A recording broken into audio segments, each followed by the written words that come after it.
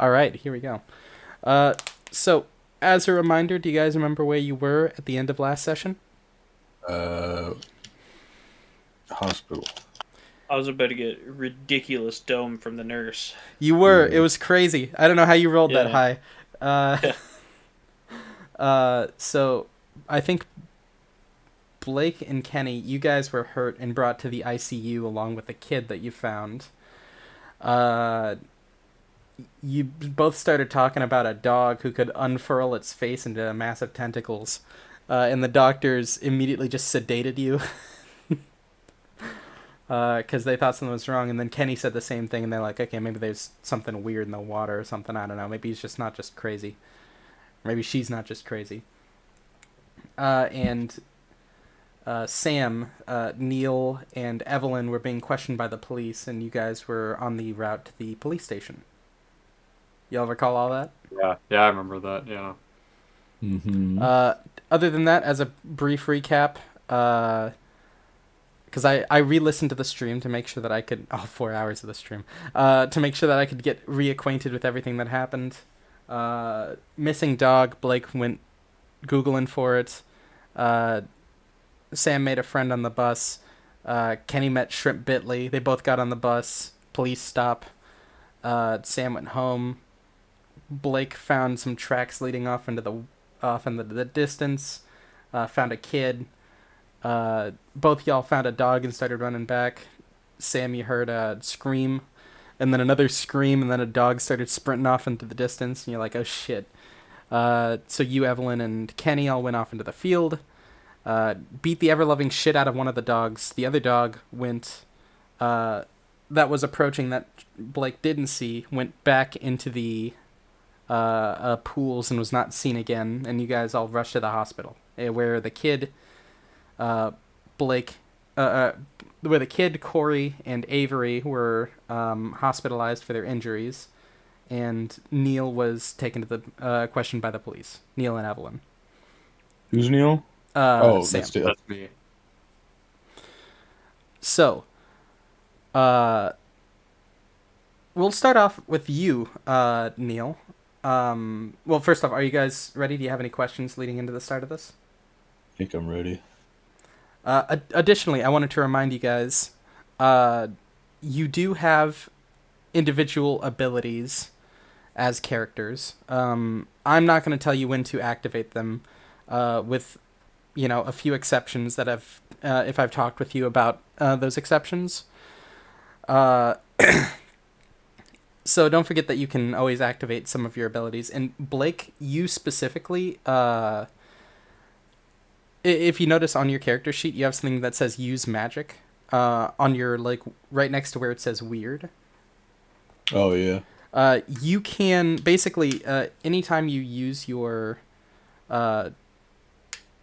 basically your brain powers outside of your 3 moves, like, what's the nature? Can you lift shit with your mind, or No. you can't? What's the like limit? Is it just seeing things and? Yeah.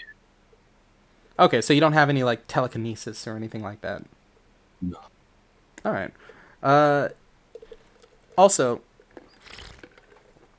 outside of the sessions, if you guys think of more stuff about your characters, feel free to DM them to me so that I can try to integrate them into the plot, or make sure I'm not doing your characters wrong. Okay. All right. So, Sam/Neil.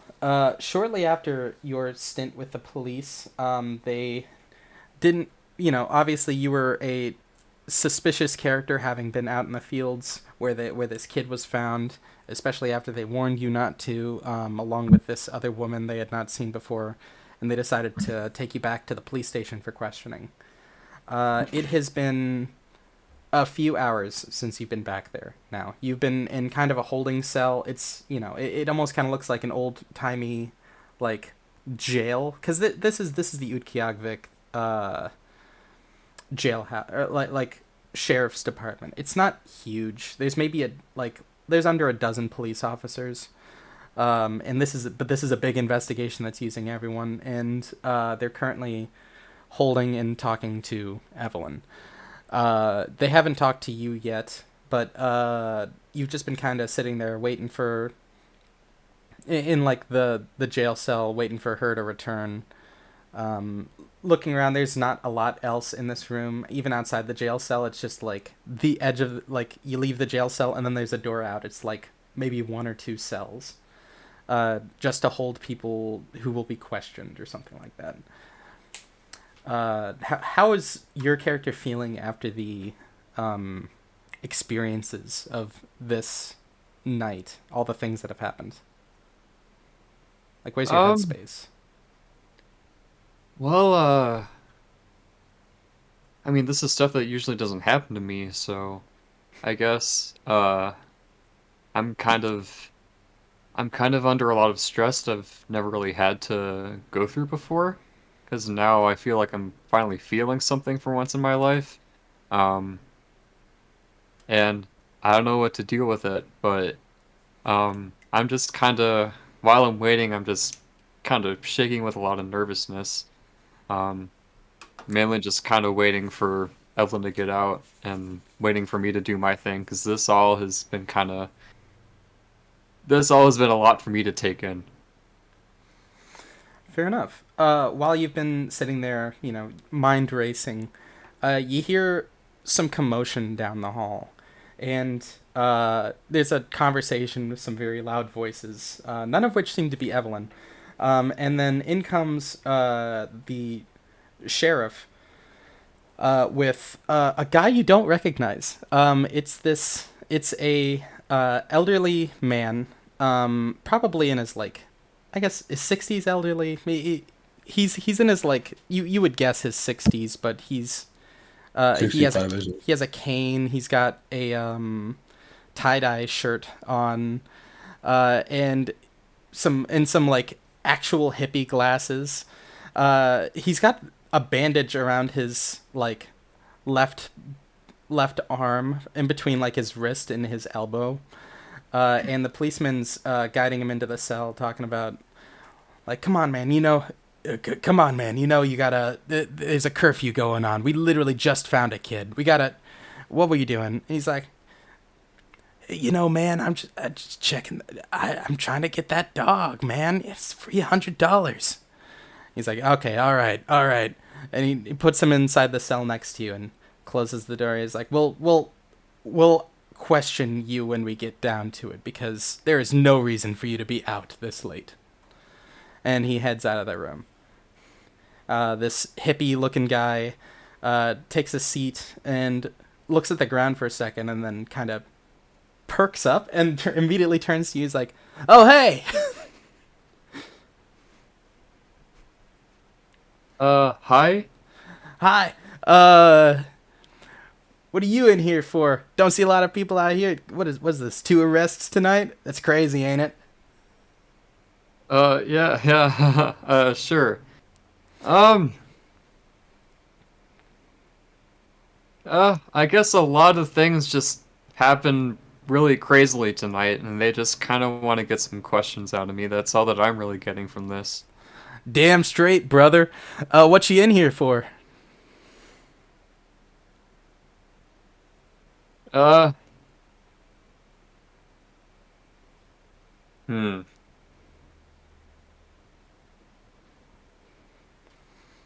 Not Let's one to see. talk about it? Gotta- Uh, yeah, it just kind of seems like there's a lot that's going on, and if a lot of this information gets out of hand, I don't know what's gonna happen. Ooh, damn, that's mysterious, man, but I dig it. He holds out his hand and he's like, it's nice to meet you. What's your name, man? Uh, Neil Butts. Huh. That's a... Anyone ever tell you that's kind of an odd name? Yeah, I've gotten that my whole life. Thanks for telling me. Alright, well, hey, you know what? It's not a big deal, man. He proceeds to reach into his back pocket, and he pulls out a little, he pulls out a little card, and he hands it to you. He's like, my name's John Sassafras Wilkins Devossier III, but most people know me as Vanilla Bean Gene. Ooh. Well, it's nice to meet you, Mr. Gene. Mr. Gene Could you was say my that name one more father. time? It's Gene Sassafras Wilkins de Lavoisier the Third, Jesus. Wow. also known as Vanilla Bean Gene. I love it. It took too long. And he holds out his card to you, and it's got that it's got kind of like an Austin Powers flower power, like design on it, with actually not his name. It actually says Shrimp Bitley on it. Oh my god. Uh, Okay. he sees that and he grabs it and he's like, oh shit, sorry, that's my friend's. And he pulls out another one and it actually has his name, but you were able to pick up that it's the exact same phone number as the other card, so it wouldn't have changed much. Oh. Okay. Uh, and so he's like, yeah, they caught me out in the fields. I don't think they liked me being out there with some, missing kid, having gone missing.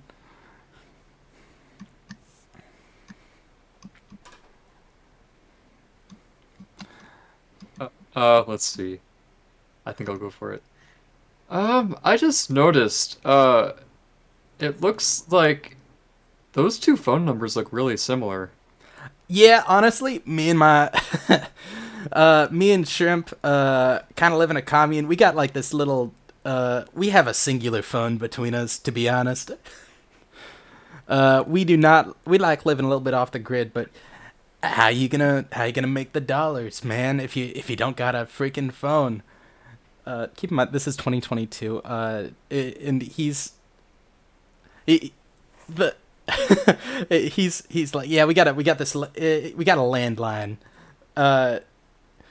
one of them old, you gotta hook it up to something, man. Okay, whatever you say.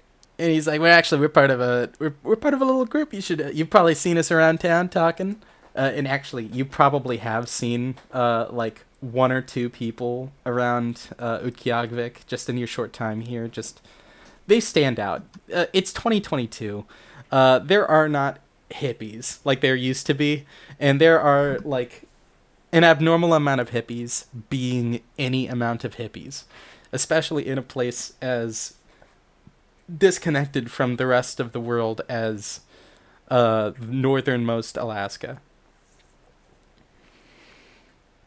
And as he goes to he hands you the first card and he goes to put the other one back and he winces for a second because he bumps his arm against his body and he's like, pats the thing. He's like, yeah, you gotta be careful when you're out in those fields. You know what I mean? You never know what you're gonna trip on, man. But I'll tell you.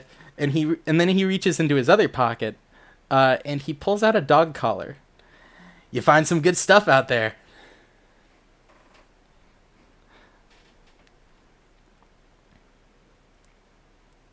Wait a minute, wasn't there something trying to claim a reward? Yeah, I found the dog, man. Oh, where did you find it? Out in the fields. I was trying to get that $100 reward, man. You gotta feed the commune. $100 will get you. Do you know how much ramen that is? Oh. He like pats his belly. You know how much ramen that is? Jesus. Which Robin? But he's like, yeah. I was able to get my hands on the dog, but I don't know. I guess things got away from me. This and that happened. Next thing I know, I'm over here. And the only thing I got to show for it is, the dog collar. I'm pretty sure it was the dog. I hope it was the dog. I figure chances are that dog was not doing too well when I found it. I'm probably still gonna turn that in for money. See if I can potentially get some. They're not gonna give you $100 back if the dog's dead, but maybe like 50. And he chuckles to himself. He's like, that's kind of It's kind of grim, ain't it? Sorry. Yeah, I mean, just, I might as well tell you about it. Um, Tell me about what, man? uh, I experienced something near death myself, but seems like these cops don't really want to believe me. Oh, no kidding. You don't look like you got a scratch on you, man. Uh, well, I didn't, but two of my two people that I just met, um, or two people that I know just did. They're currently in the hospital right now. Oh shit. I'm sorry, dude. Are they gonna be okay? Um, I'm not sure. One of them's in really, really bad condition. You did hear enough. They are gonna be okay. Your character does know that. Oh, okay. Which is one of the reasons why the police are like, yeah, we're gonna take you with us, because the other two are stable, but they're not stable enough to leave the ICU yet. Oh, gotcha. Damn, dude. What? You see, what happened? Where did? He's kind of eyeing you as you're telling him this. Well, you know how you were talking about like finding a dog out in the fields? Yeah. Uh, well, I'm not sure that this was a dog, but we ended up finding a creature. As It soon didn't as look you like soon as you say, I wasn't sure it was a dog, we found he immediately drops his cane really like loudly. He's like, "Oh shoot, I'm so sorry," and he like very very loudly cutting you off. He goes to pick it up. He's like, "I'm sorry, man. Sorry, I totally interrupted you. You were saying something about," and you can see like his demeanor is the exact same as it was before, except his eyes are staring at you. He's like, "You saw some of those invasive Arctic wolves that have been prowling around lately, haven't you?" Ah, I'm not exactly sure it was that, but it Invasive Arctic wolves. Yeah, those things have been popping up a lot lately. I have to say, I may have had an encounter with one myself tonight. Oh, tell me about it. Yeah, I think it ate the dog. That's why. And then he pats his like bandaged arm. He's like, That's where I get this big old boo boo from, you know. But yeah, do keep in mind you got to be careful around those invasive Arctic wolf species. Uh, and you got to make sure you inform people that they also have to be careful of these invasive Arctic wolf species. I'm not sure any of these police have seen them. No, I People am police. certain that they have not. And you know what? Maybe the less they see, the better. And as he says that, the door opens up again. And you can see the policeman walking Evelyn back into the room. And as she's walking in, she's looking like pale. Just in general, she was looking pale before. This has been a fucking experience for her. But she's still just looking not super great. And the policeman opens the door or opens the jail cell, lets her in. He's like, "All right, kid, you're up." Uh, do you follow him? I mean, I guess there's no reason why your character wouldn't follow him, but Yeah. Um, Evelyn, is everything okay before I go in? yeah, they're just asking me about everything that's happening, and I don't know, they don't think that I'm a credible source. So, I guess we'll see. Uh, I'm not even certain at this point what I've seen myself. She's been in there for like 2, maybe 3 hours talking to the police. It's been a long time. You don't have a clock in here. You don't even know how long you've been in the cell. It feels like a long time, but it definitely has not been, a whole night or anything. And she's like, "Yeah, I'll be fine. I'm just trying to process everything." And All as you right. go to follow the policeman, uh, Vanilla Bean Gene looks at you. He's like, "Hey man, be sure to give me Be sure to give me a call after you hop out of here. I'm certain we'll have a lot of stuff to talk about.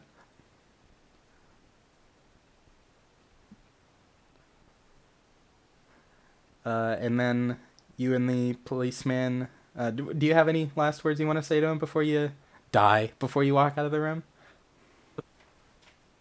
Um, I mean, I guess if I get out of here alive.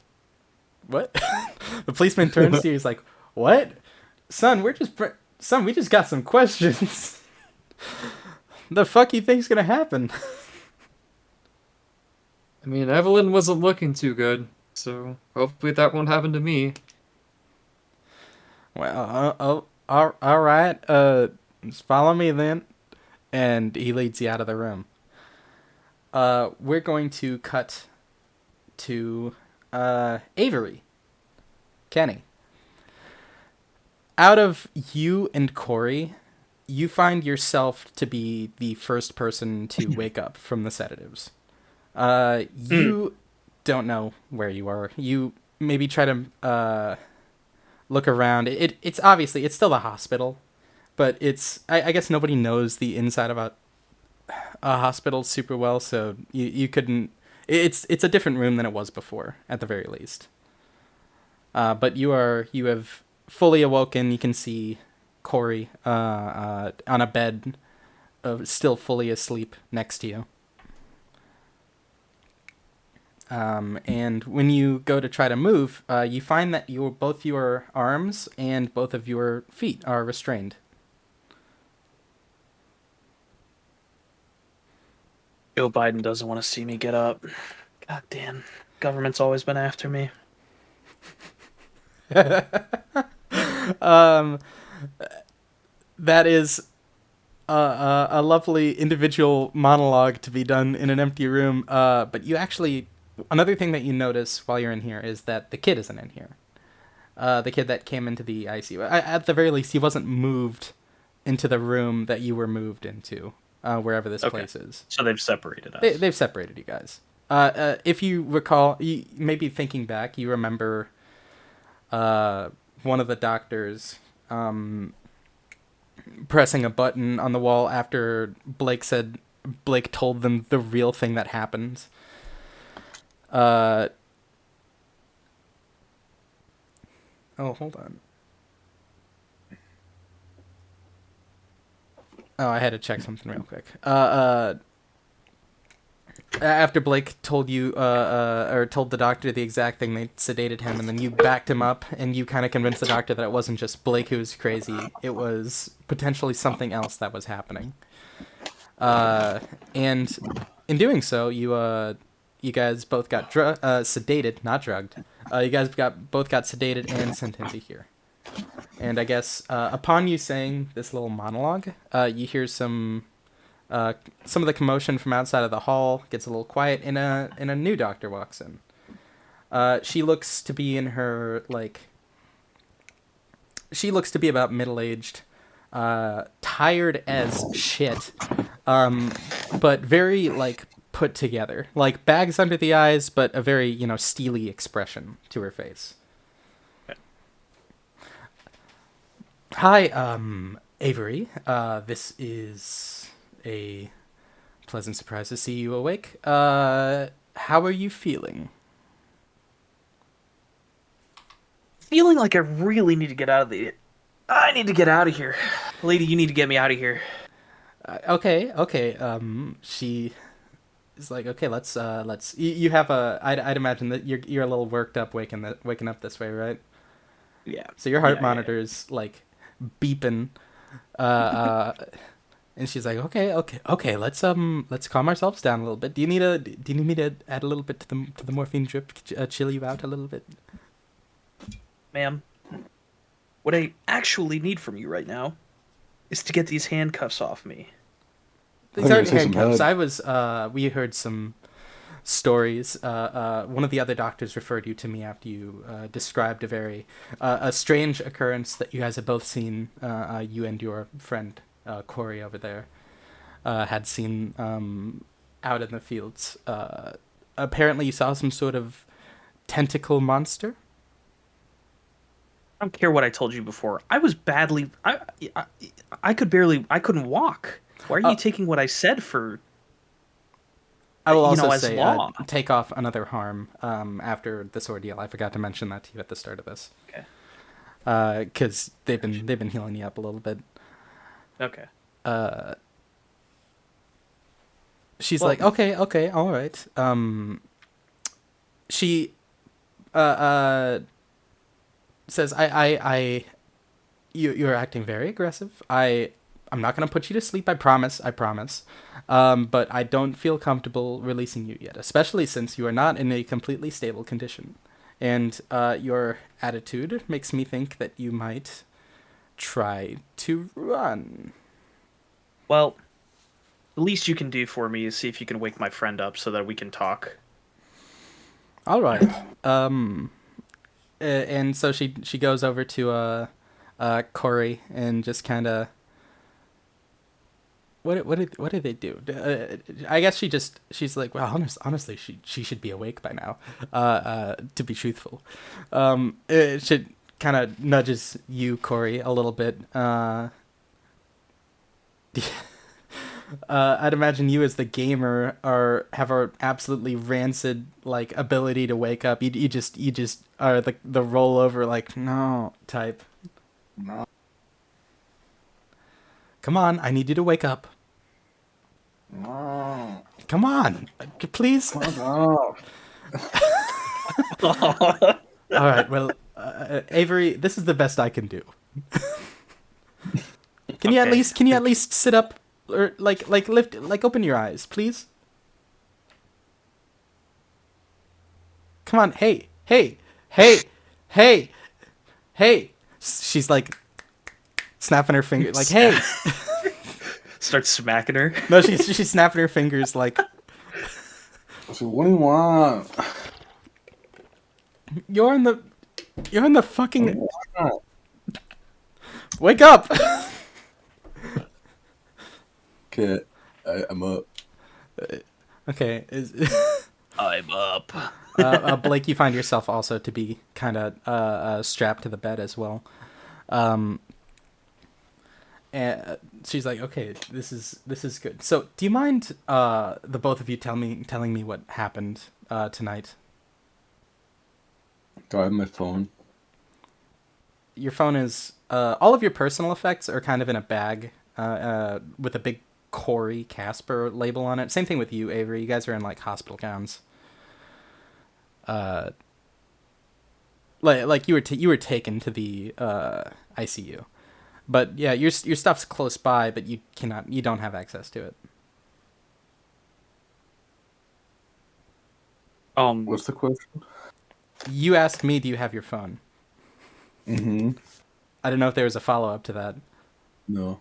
All right. There would have been if I had my phone. Okay, fair enough. I was gonna scroll through Instagram. No. I gotta open up TikTok I gotta really open TikTok quick. and TikTok. I need to check my I'm IRL notifications. streaming this right now. All right, she's like, okay, so now that I have the two of you awake, I need you to tell me what she like presses her hands to her temple. She's like, I need you to tell me what happened. What happened with the kid? The kid got sucked on by a squid dog. She turns to you, Avery.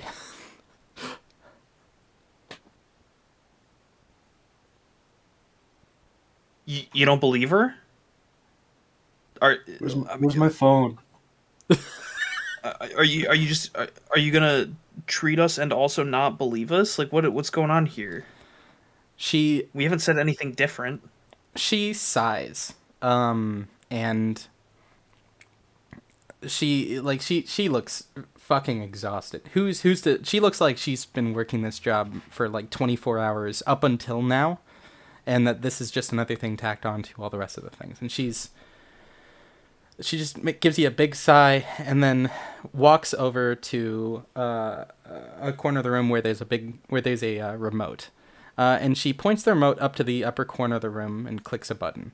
And you can see up in the corner of the room there was like a security camera, and the red light that was on the security camera turns off. She's like, Is this what you saw? She comes back to you guys. Did you see a, as he called it, a squid dog? Squid dog. Finally. Yes, of course that's what we saw. Why wouldn't you believe us before?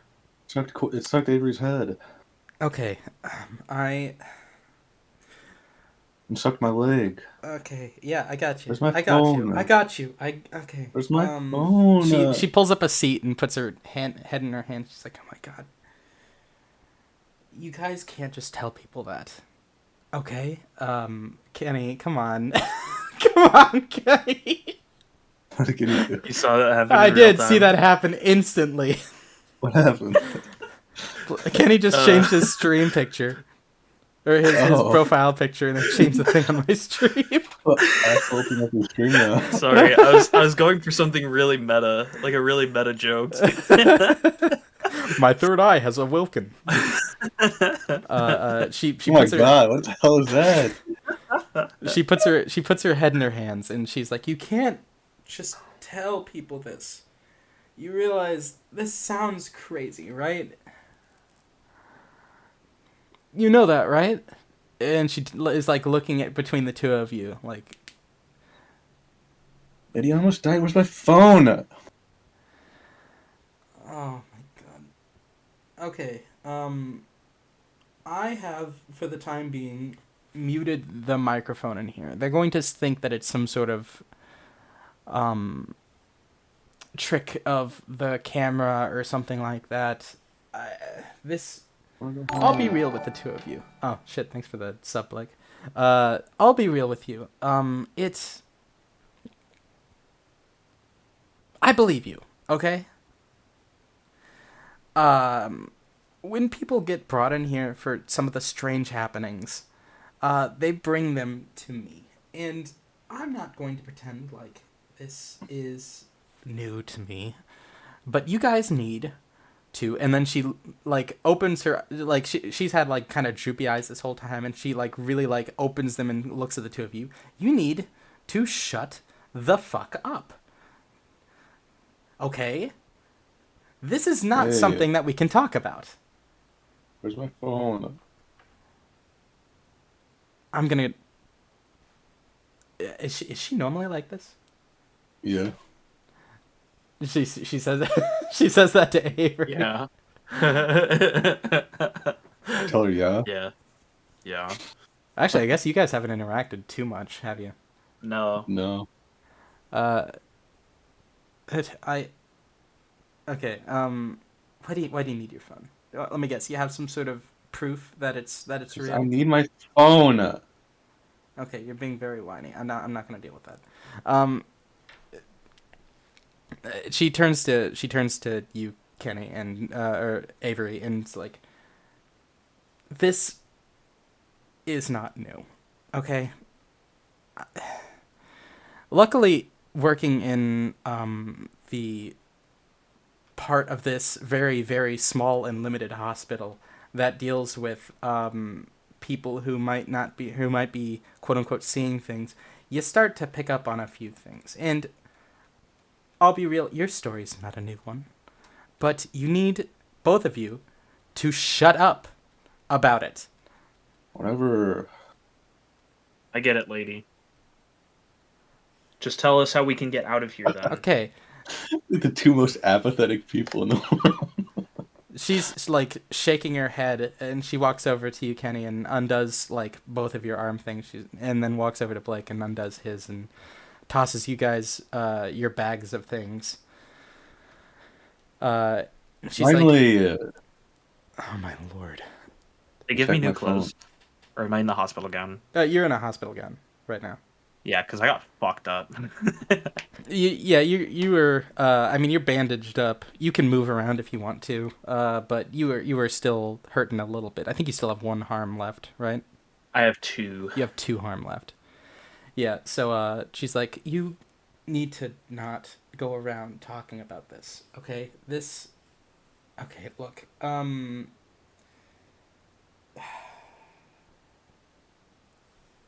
Is this the first time you guys have dealt with this? Check my phone. and I realized that today was the day I was supposed to stream Sonic Adventure 3. And I say, when can I go home? I need to go home. You were bitten by a tentacle creature in a fight and a run for your life, and you want to go home and play a video game? Yes, I'm done with this. I left my house once, and this happened. I don't want to leave anymore. I just want to play my games and make my TikToks. Okay, as the DM, I feel like that actually tracks. That's That tracks? What does that mean? like I could see that. That's Yeah. not like bad reasoning. No, that's full on like separation from the situation type. I thought you were just going full apathy mode of like, yeah, I don't care, it's whatever. It's I don't want to deal with this anymore. Also, did you see my I second did see it. profile I'm just picture not talking update? about it, That's man. pretty funny. Yes, Pretty a little funny. bit about my character. Sonic Adventure 3 is Corey's favorite game. I'm writing that That's down. unfortunate. Hold on, I gotta write that down. She has He's many writing. Sonic shirts. Okay. Well, Blake, do you have any harm left? Bro, I don't remember. I think That's- you have one harm One harm. left that's unhealed, I think. So she takes a seat after you guys have kind of unstrapped yourself from the thing, and she's like, "Look, you guys need to separate from this situation. This is Okay. beyond your level of understanding and your ability to deal with it. Okay? I need Yeah. you to understand that I'm doing you a favor. If you come in here again and start talking about squid beasts from another world, I'm not going to be able to stop them from incarcerating you. I was able to step in here and convince them that it was some sort of toxin, okay? Some weird... Chemical in the water that Pseudo-rabies. turned all the frogs gay. Yes, I exactly. love Alex Jones. A frog gaying chemical. It altered our brains. This lady Sounds has on my been working phone in the medical from- industry for years, and external to your character's understanding, she has never been so exhausted by a conversation. TikTok sounds start coming on my phone. I'm clearly swiping through. I suppose I give the lady a look, and I kind of drop the act because I was being obviously rough because of the situation that we were in. But once she undoes her restraints, I suppose I just sit and listen and give her the nod of like, I understand what you're saying. Okay. I need to know. What did you guys see? What happened? Please, this is important. So a squid Me- dog. In greater Me and- detail. Me and Neil Butts and his caretaker, Neil Butts? the third person that came in with us. You're still fucking with me, aren't you? No, that's their name. I All right. promise. Okay. All right. Okay. Well, Sure. we heard a noise after we were getting dropped off from the bus stop. So Neil called me and asked if I could help figure it out. When we went out into the woods looking for whatever made the noise, we came across a creature running towards where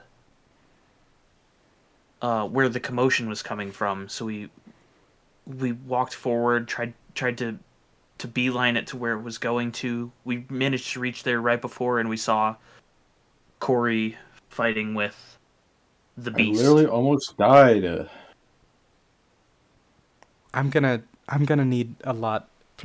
Go on TikTok. Continue. When we found them fighting, Corey was holding the kid that went missing, or protecting them. Standing in between the beast and Ah, yes, Billy. We were able to convince him that it was a some form of invasive wolf species or something like that, and that he's only 5, so he was he's very impressionable, and we were able to convince him that it was his imagination, that it was something a lot scarier than that. Well, anyways, there were 2 of these things. There were 2? There were 2, and we only managed to get one of them. What happened to the other? I managed to trade blows really, really hard with the one, but the other it ran away. And that's all I remember before I started blacking out. Shit. She immediately, kind of like as you're mentioning the fact that one was killed and another one was around that got away. She's immediately kind of like messaging on a little pager thing, and she's like, "Okay, I need you guys to stay quiet about this. But for the time being, if you hear more about this, I need you to contact me." And she reaches into her back when can I go pocket home? and pulls out a business card. And this is an actual real business card with this doctor. This is a Dr. Judy Smithers. And obviously all of the credentials of a doctor. She's actually got quite the record, and she's been teaching, or she's been doctoring for quite a long time. But you also Blake might not notice it. Blake probably doesn't notice it. I don't even know if Blake takes the card. He's probably still on his phone. But Avery, you can definitely pick up in the bottom right-hand corner of the paper is a very it's not as outdated, but it is in Austin Powers flower.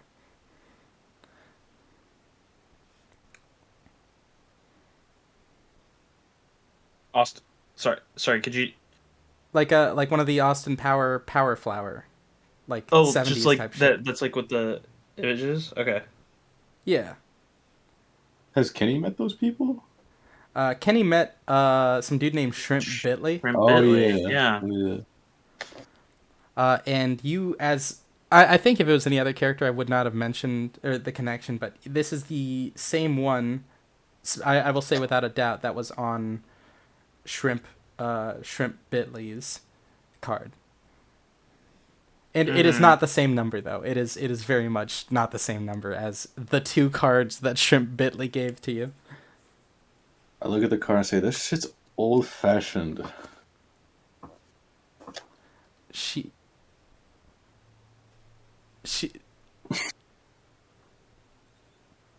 You know what? In character, she's like, okay, I'm gonna send Whatever. more doctors in here to continue to tend to your wounds. Try not to leave. You guys are both still hurt. When can I go home? I don't know. Maybe you probably tomorrow. We just gotta. I need to go today. Sonic Adventure. Sonic Adventure 3 can't wait. I have a scheduled stream for Sonic Adventure 3 today. What? Okay. You don't understand. And she says more doctors will be in here, and then she is, it immediately starts getting a bunch of notifications on her pager, and she's like, "Shit, okay, I got more things I got to deal with than you guys. Just keep your mouths shut." And she walks out of the room. Ugh.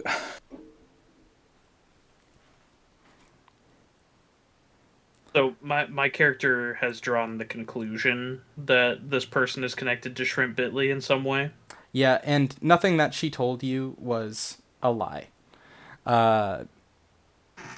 She was actually very forthcoming with you guys, especially since you killed one. You killed one? Yeah, I fucking hit that bitch. You did. For Oh, yeah. I think you did 5 or 6 damage. 4 or 5 damage. Yeah, I It think was it's something 5. crazy. You get like what, +3 on hit? For sneak Plus attacks, two, plus plus two. two. I need to pee really bad. I'll be back really quick. All right. I'm still listening to you. It's okay. This is still in character for Blake to just be on his phone while you're thinking about this. So, Kenny, what, or I guess I should say Avery, what's your move here? Are you gonna stick around here and let them kind of continue to patch you up? It seems like you guys are in the clear for the most part. Yeah, I think I know that I'm not well all the way, so I'll probably stick around at the hospital until I'm all patched up. But I'll take the doctor's advice and just keep my mouth shut. All right. I'll ask Blake a similar thing, and keep in mind all of this happened on a Friday night, so it's like the weekend. Same goes for you. Oh, so am I getting shitty doctor service because all the good doctors come in Monday to Friday? No, but like school shit isn't going to notice like Neil being gone or Okay. stuff like that. And I guess I'm trying to think. I guess we'll wait until Blake comes back since he's just going pee. I'm gonna ask to see if he's gonna stick around or if he's going to try to leave. I'm gonna try to leave. You're gonna try to leave? Ugh. All right. Kenny, are you gonna do anything? Like, so give me the gist of what's happening, Blake. I'm still tied to a bed. No, she untied you and tossed you guys your Oh. stuff, and before she was talking to you, you were on TikTok too. I turned to Avery and said, "Thanks for helping me. It was really scary, but I actually gotta go and stream Sonic Adventure 3." And I say, but I and say, I kind of will you link your Twitch chat to me really quick? that's what I was gonna. I turned my toes inwards and put my fingers together and said, "If you want to watch my what is my Twitch name? I didn't even think about that. Oh my god, how do you not have a Twitch name, bro? I forgot. I didn't even think about it. It's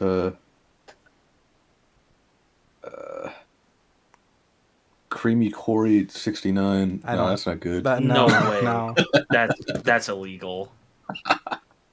It's Spooky Come on, man. Spooky Girl 21.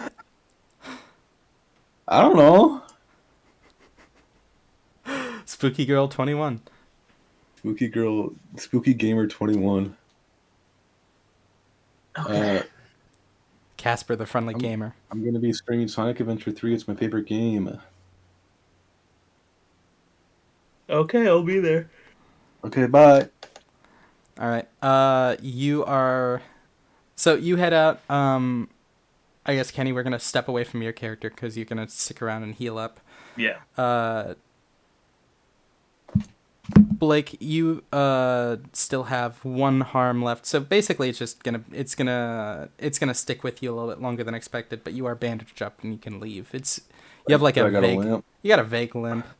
You were IV'd up, but you can kind of just rip the IV out. And That shit as- hurts. yeah, and as you You ever had an IV ripped out while you're awake? as you go to leave the room, you kind of hop out in your hospital gown. Or do you change? Or are you just still in your hospital gown?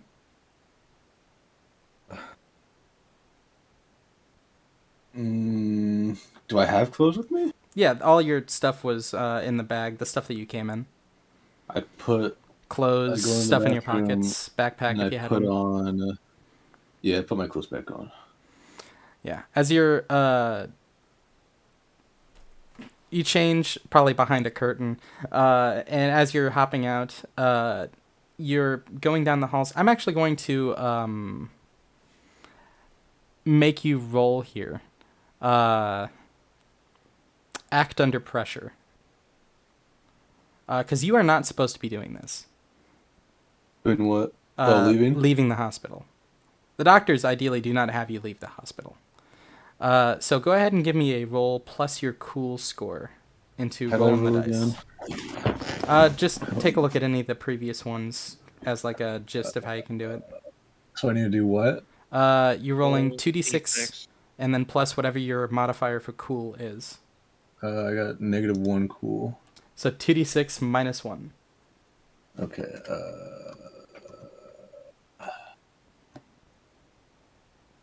Okay, hold on.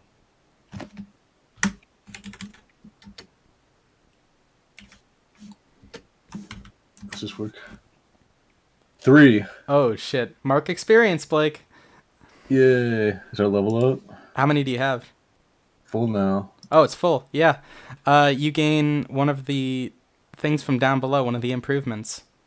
Not Improvement. advanced improvements, but one of the regular improvements. There's improvements. You guys have been having some doggy rolls. I don't see improvement. Scroll down to the second page of your thing. Okay. I see it. Should be one of the ones on the right.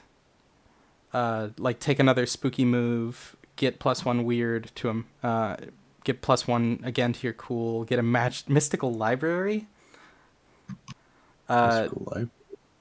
Change some or all of your dark side tags. But essentially, as you're going to leave, you walk out of the room, and there is a doctor about to walk into the room. And you guys kind of have a moment of, and he's like, hey, and he checks his chart. He's like, Corey, you're supposed to be still in bed. Come on, we need to get you back in here.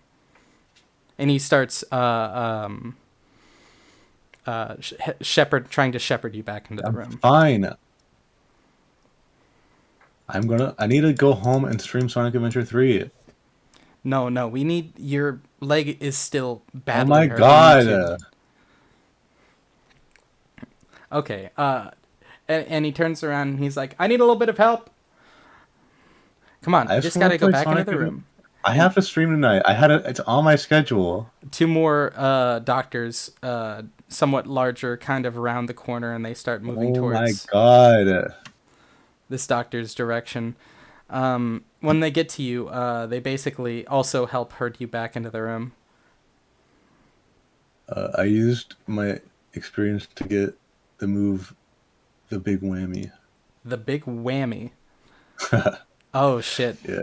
Do you think would this be kind of a, we'll cross that bridge when we get to it. That's something that you would have to activate. But that would be damaging. You're basically using your powers as a kick some ass roll instead of just beating the shit out of something. Basically the doctors are now herding you into the room. I guess, are you having any reaction to this situation other than complaining about it? I sit down and drop all my body weight to the floor. Okay, they just pick you up. They're 3 big dudes, and you are a gamer girl.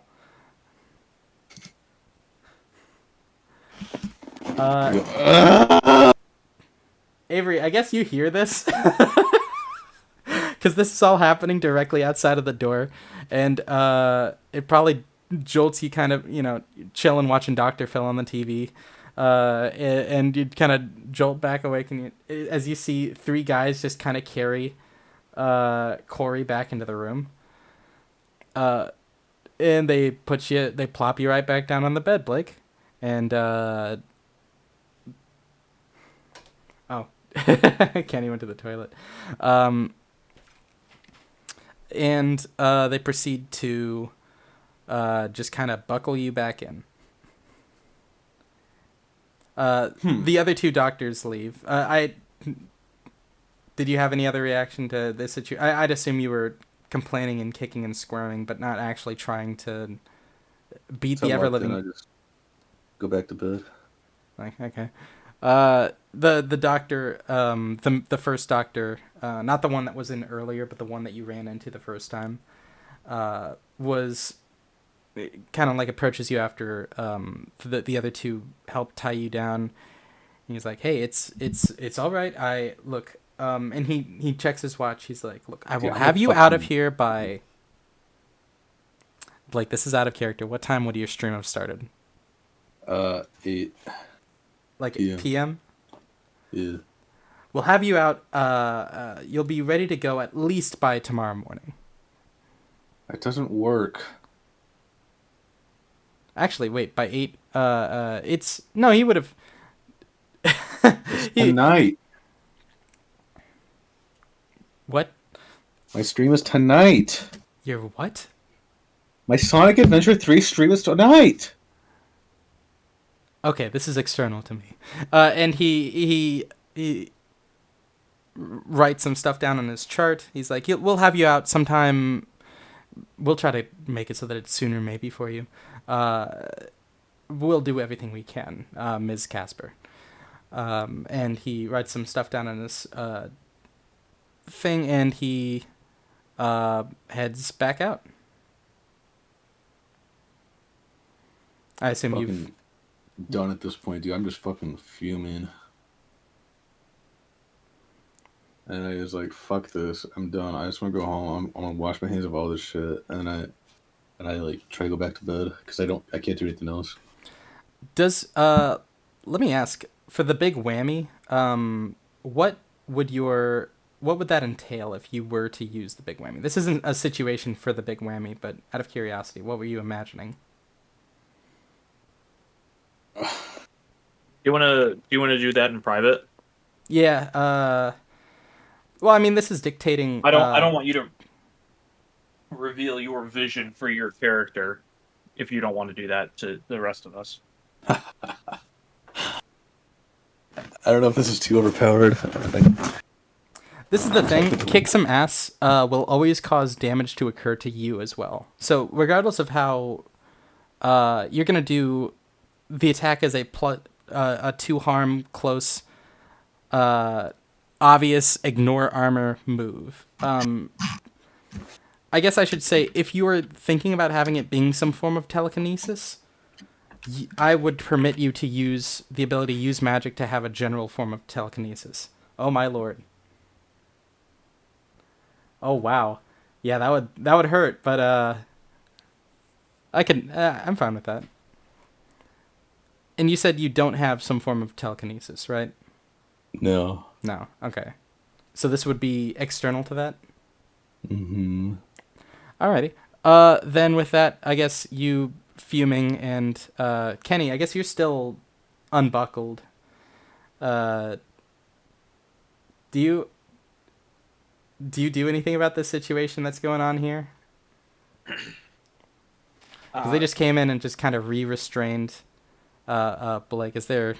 Because Kenny could definitely still help you out. Maybe Blake. when everybody's gone, I'll try and help out. But They all I turned to Kenny and left. say, well, I guess my stream isn't happening. They all left a few minutes ago. okay, well I'll at least undo your I'll help. I'll try and see if I can undo the restraints. Is there a role for that, you think? No, you just do it. Okay. Well, I'll undo the restraints. But Is there a I window won't in the help. room? Is there a what? past that. Is there a window in the room? Yeah. I guess you guys actually haven't gone to that window yet, so you don't know what's outside the window, but it's not the first floor. Oh. Damn it. And I think a lot of hospital rooms tend to have some form of lock on the windows too. They do. I saw your photo, Kenny. Kenny when he When he God, creating that photo was such a fucking trip. All right, so Kenny, you undo, or I guess I should say Avery, you undo Corey's clasps. Absolutely.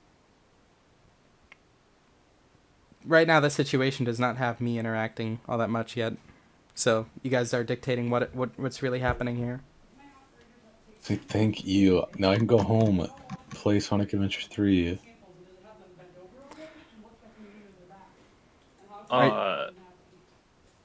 Quite very realistically, my character is ready to time skip to like 3 or 4 days in the future when he's fully healed. So you're just like chilling and letting whatever happens here. I am Yeah, I ready just want to go home. to He's ready to zone go home. out and go hospital mode and have like a week pass and I forget about it. Go in monk mode. Monk mode. Yeah. Blake, are you trying to escape again then? I need to go home, dude. I'm fucking washing my hands of this shit. So you're just gonna try to leave again then? Ready to Yeah. go into the hyperbolic time chamber. All right. This time, I'm maybe gonna sneakier, I guess. I'm going to make you roll Go act to under jail. pressure with an additional -1 because the doctors are now aware. So it's -2. Fuck. Okay.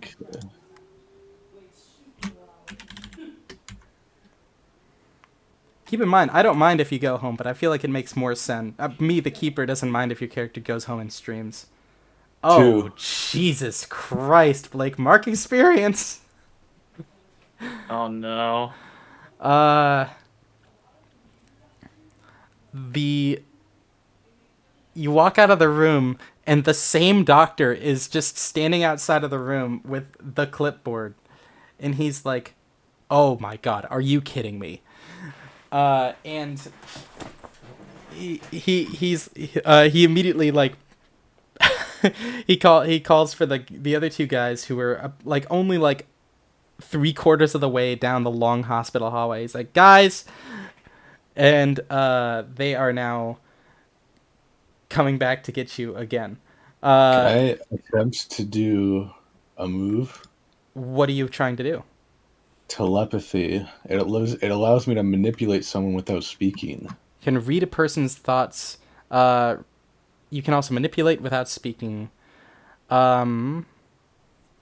Roll moves as normal, except people will not expect I'm the weirdness in pissed. your mental communication. Okay, I'm so fired up, so my powers are coming out. why don't you tell me what you're going to try to do, and then we'll have you roll manipulate someone. It's not even gonna try just a thing that happens. I just want him to let me leave. So Manipulate someone is a roll. yeah, So if you're going to use it to manipulate someone, you're going to be rolling again. yeah. So why don't you tell me what you're going to try to do first, and then... It's not even. It's my mind just wants me to leave. So it's like my telepathy is trying to make this person just let me go, I guess. What's this guy hearing in his head?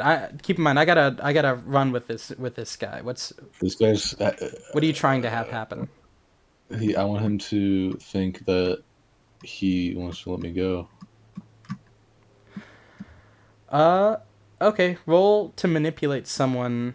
That's gonna be your charm score.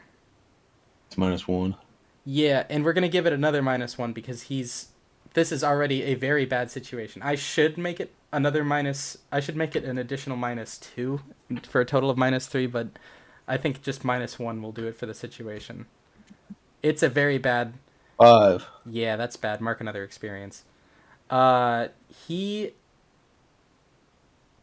hears. What does he? What would a failure look like, Blake? A failure in this moment. He has like a buzzing in his ear. His ear itches. His ear itches. I mean, this has to come back to you. I don't know. You haven't dictated very well to me what you're wanting to have happen. I want his fucking mind to tell him something that I control it. Okay. You hear. You're trying to convince him inside of his. We'll do it this way. You're trying to convince him inside of his brain that. His gray Oh, she matter. should just go home. And I guess you're trying to play his internal monologue. Just let her go. Just let her go. But maybe he's looking These away aren't from the you. Jedi you're looking for. Maybe he's looking away from you, and so he doesn't hear it, or he doesn't immediately register that it's in his head. If it was his own voice, but in doing this, you used your own voice. So for all intents and purposes, he thinks that you're just trying to, you're doing some sort of Jedi mind trick. In fact, he looks over to you after he hears, just let her go home, just let her go home. And you can see like you holding your hand to your head and closing your eyes and like focusing at him. And he's like, okay, this is a much bigger problem than I thought it would be. And he gets the other two guards get to you, and both grab an arm. And the doctor rushes back into the room. Kenny, you do see the doctor come back into the room, and you hear some of this. and he grabs a syringe out of one of the cabinets, and he comes out and my he sedates you, Blake. Damn. And Kenny, they do not return to the room.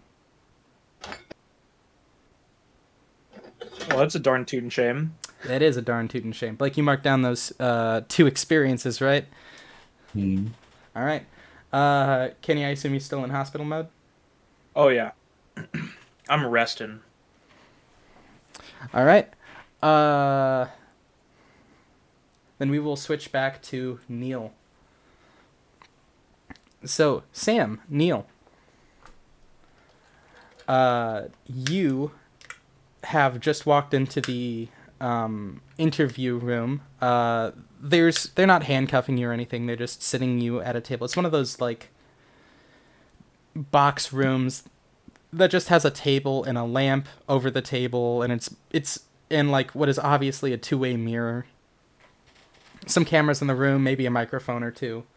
But it's just a standard interview room. Like, they're not treating you like a criminal yet. And in fact, the cop or the chief of the police who's brought you in here is not really strong-armed you or anything. He's just been kind of herding you into this room. So he sits you down, and then he takes a seat, and he proceeds to pull out a cigarette and a lighter, and he lights up a cigarette, takes a deep breath, and after exhaling, kind of looks at you and is like, "Shoot, do you mind if I smoke in here? It's been a long night, kid. Well, I guess I don't have a choice, do I? Do you not want me to smoke in here? Come on, kid." I'd appreciate it if you didn't. All right, and he presses it into the ashtray that's on the table, and he's like, "All right, look, this has been a long ass night. We have heard stories of magic and scary tentacled dogs, and this is the case. If you're on drugs, kid, it's all right. We want to help you. And in fact, this would be one of the first drug cases we've had in first real drug cases outside of some of those hippie bastards. And we just gotta know what happened, son."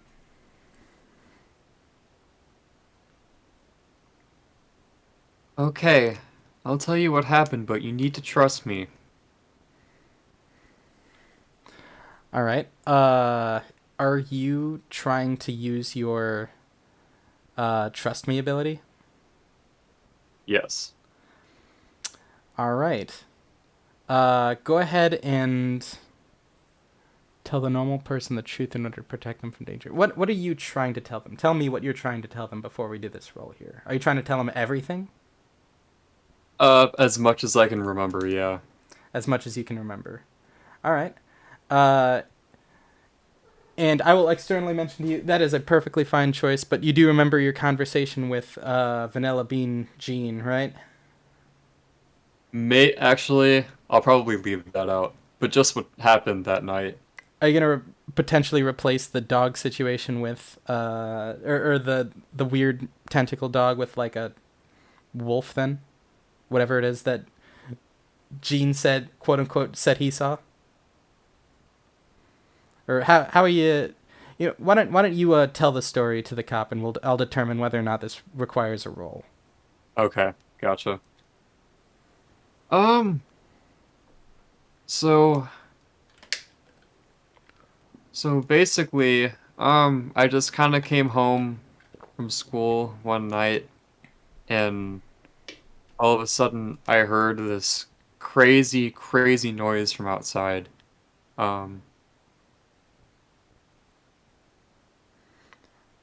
I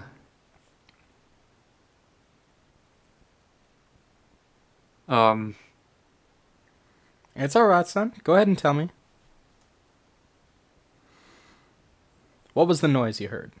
It was this loud screeching that I thought sounded like a dog, but sounded a little bit much more than that. got me kind of scared. More than a dog. Son, what are you talking about? You talking like a coyote? We don't get coyotes up here. Uh, Not really a coyote, but it had some sort of a gargling sound. Gargling sound. All right. He kind of leans back in his chair as I continue. Um, so I ended up contacting one of my friends, whose name is Avery, to see if he could help me out. One of the And fellas in the hospital, right? yeah, um, seeing if we could investigate what was going on. Um, I ended up telling Evelyn that I wanted to go, but she ended up coming along. Once he came to my house, we ended up getting out there and seeing what was across the fields.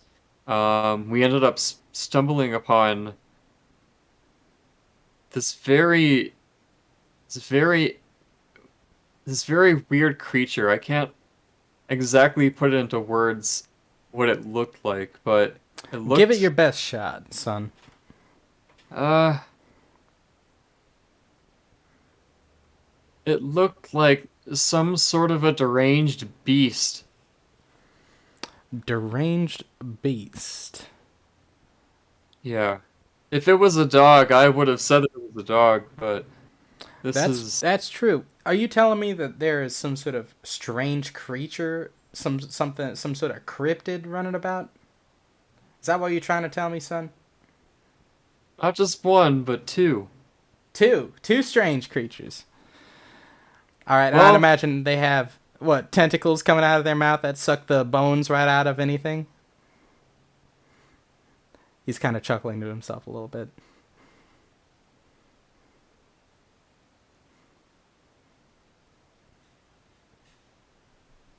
sir, I know this sounds all crazy, and maybe you might not be one to believe him, but you gotta trust me on this.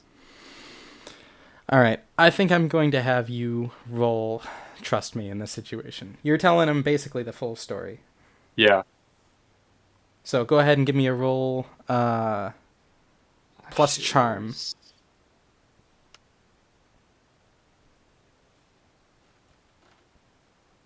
Plus charmed. Crap, what was my charm? I have to look. It's a plus 2. It's two, okay.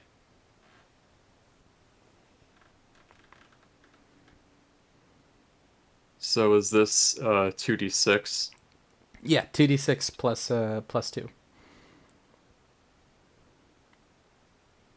Oh. Oh, a 10. All right. So you tell him all this, and you can see him look at the ceiling for a minute, and maybe you start trying to say some more stuff, but he just holds a finger up. And he looks at the ceiling for a moment, and kind of glances down at the ashtray and goes to reach for another cigarette, but looks at you and then puts it back. And after a while, he just sighs. He gives you a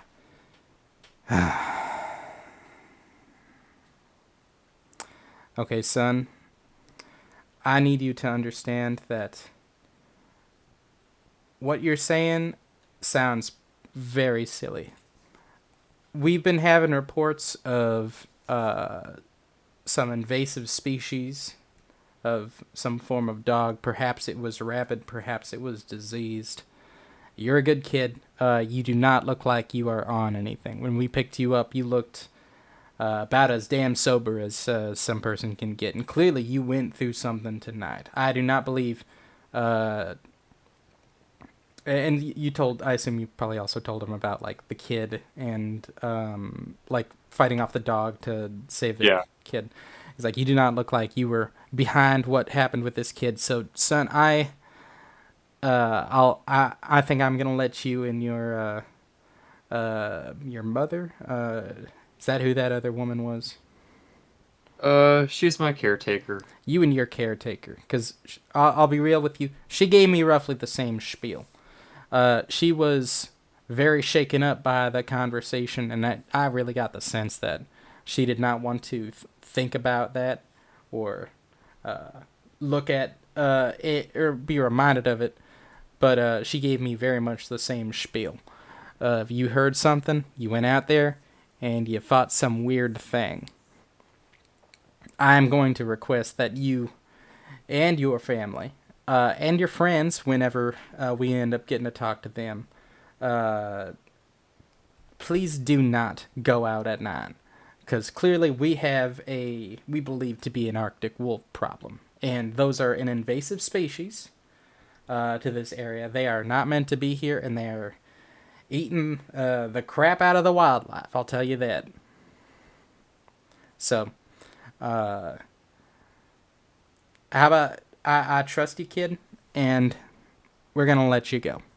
And you can actually tell, based off of how he's having this conversation, that he's he's going to be letting Avery and Corey off of the hook with this story.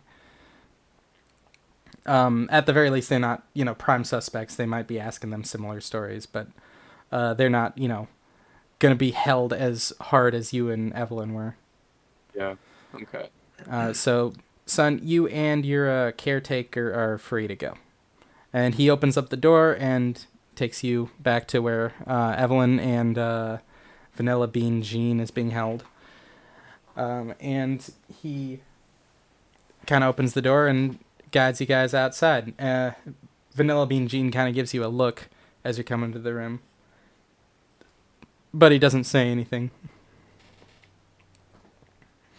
Actually, he doesn't say anything, but he holds his hand up in a phone sign while looking at you. And you guys are free. You guys are basically taken outside, and another police officer, not the sheriff, proceeds to open the back of his car to take you guys home.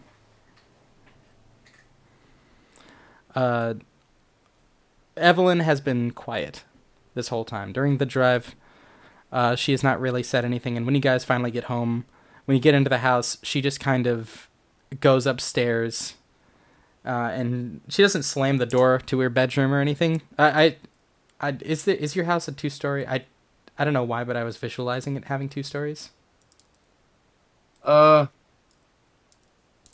It's 3 stories, the basement. 3 stories. Okay. Would her bedroom be upstairs? Hers would be on the middle floor, kind of close to the kitchen. Okay. So she heads into her bedroom and just kind of takes a seat on the bed. She's not crying or anything, but she's just staring at the ground. Have you tried to say anything to her this whole time, or after you get home?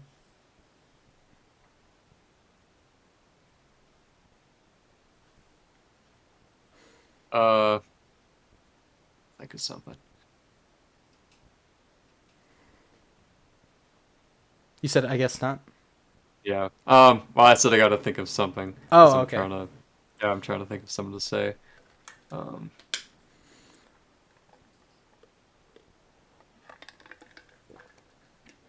Did they really keep you there for 3 hours?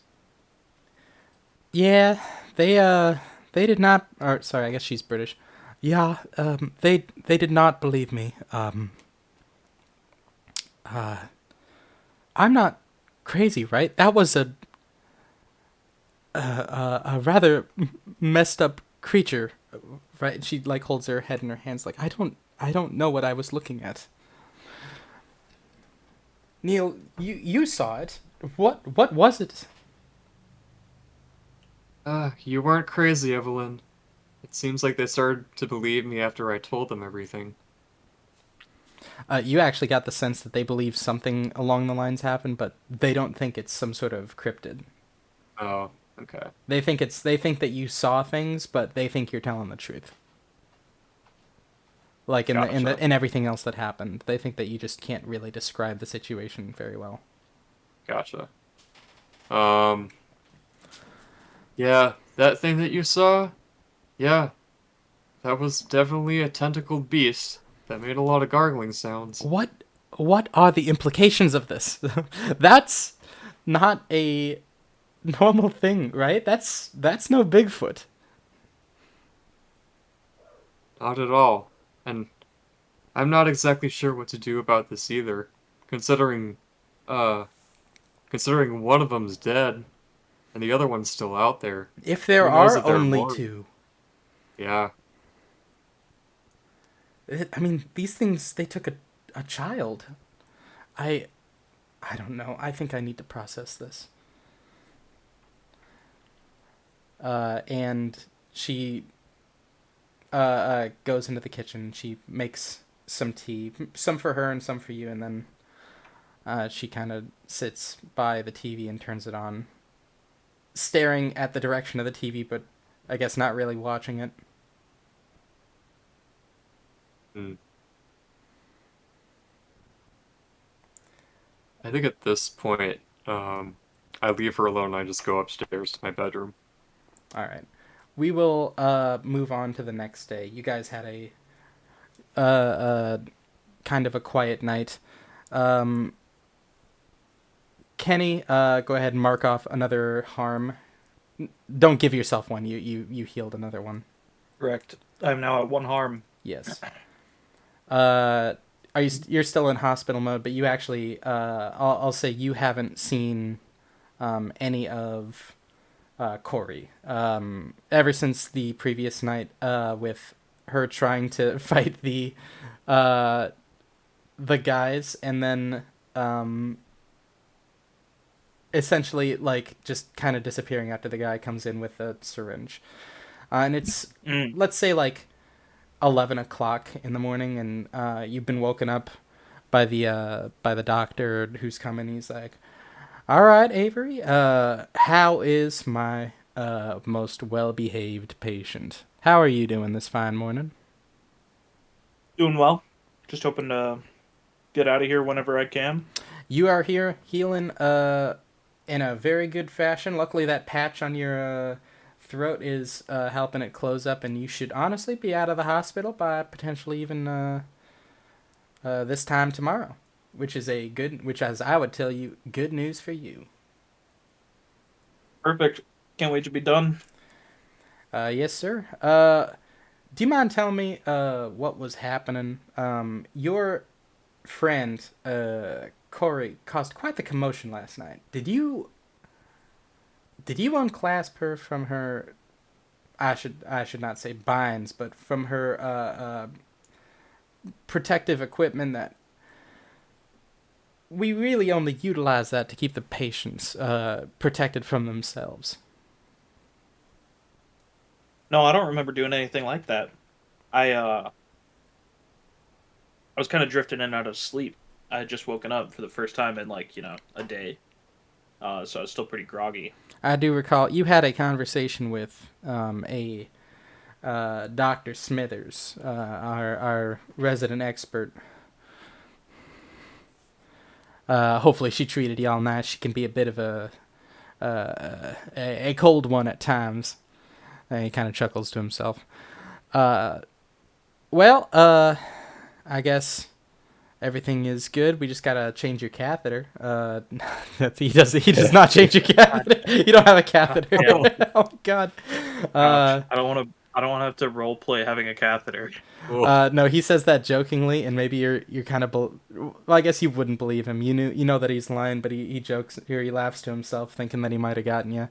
And he's like, "Nah, I'm kidding. You did not require a catheter." All right. Well, I guess if you need anything, go ahead. And he points to a little button next to you. Just go ahead and press that button, and it'll call me right in here. And you're still in hospital mode, right? Oh. Before you go, where did you move Corey?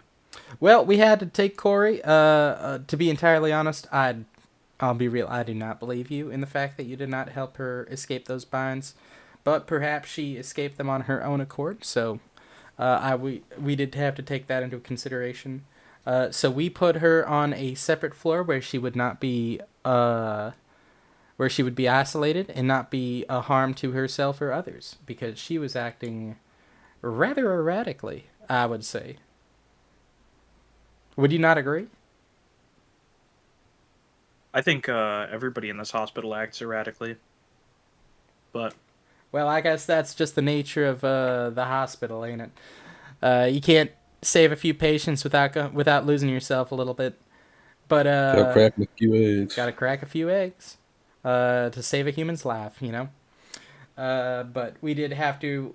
I'll tell you, I can't tell you too much about exactly what is happening with her or where she is. You know, doctor-patient confidentiality. But she is fine. We just essentially moved her, and that is all I am able to tell you, unfortunately.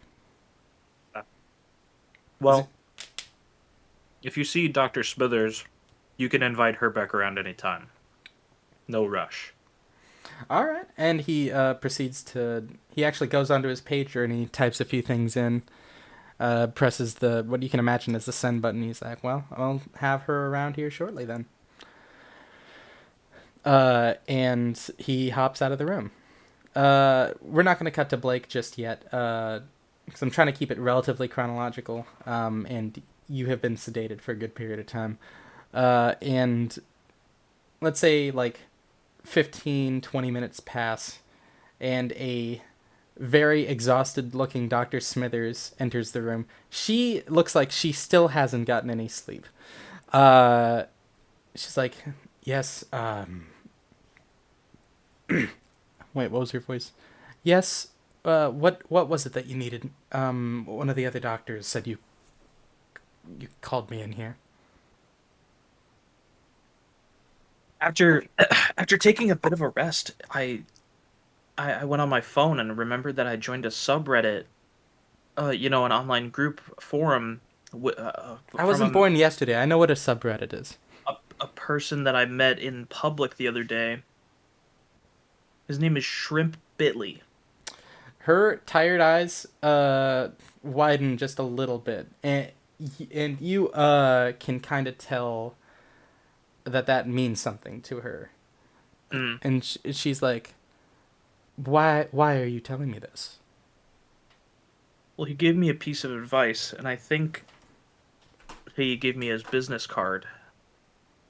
And now that you've given me a piece of advice, I just wanted to pass on some gratitude, because watching out for the pools was what he's beware of the pools is something he said to me. I still don't quite understand it, but you've given me some sound advice. She, in her classic move, presses her fingers to her temple, and she's like, that motherfucker. Every time, like, I know it's just to help. I know it's just to help people, but I just. Oh, shrimp! Oh my god. Did he tell you anything other than that? He told me there was going to be a meeting sometime. Am I misremembering that? He just basically Join said, us for "Hey, a this is our meeting group." sometime. He didn't Yeah, invite the you to a group. meeting Okay. or anything, but he Okay. gave you their company, like his company card And his personal card. and his personal card, both of which have only the name The same information. and the exact same phone number. Uh, he and she's like, "That's all he mentioned. Is this why you? Why did he bring me in here?" Wanted to get your word on how deep this goes. I Kenny? know. I'm from gonna my have you family. roll investigate a mystery. Okay. This is gonna be plus your sharp. I don't know if you've gotten to do a lot of rolls. A lot of your situations have been more role play. But this is your. Is this your first roll? This is my second or third. Ah, yes. You're rolling investigate a mystery, so it'll be plus your sharp, whatever your sharp is. D6 plus 2.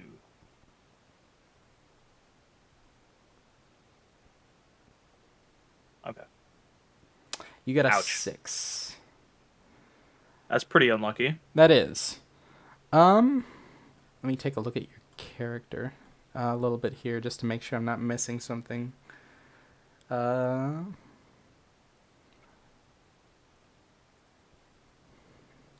I will say for all of you guys, because you're rolling actual doggy, if there's like a particular scary situation, you can still mark off a luck to make it an insta 12. This might not be a necessary situation where you mark off luck, but uh,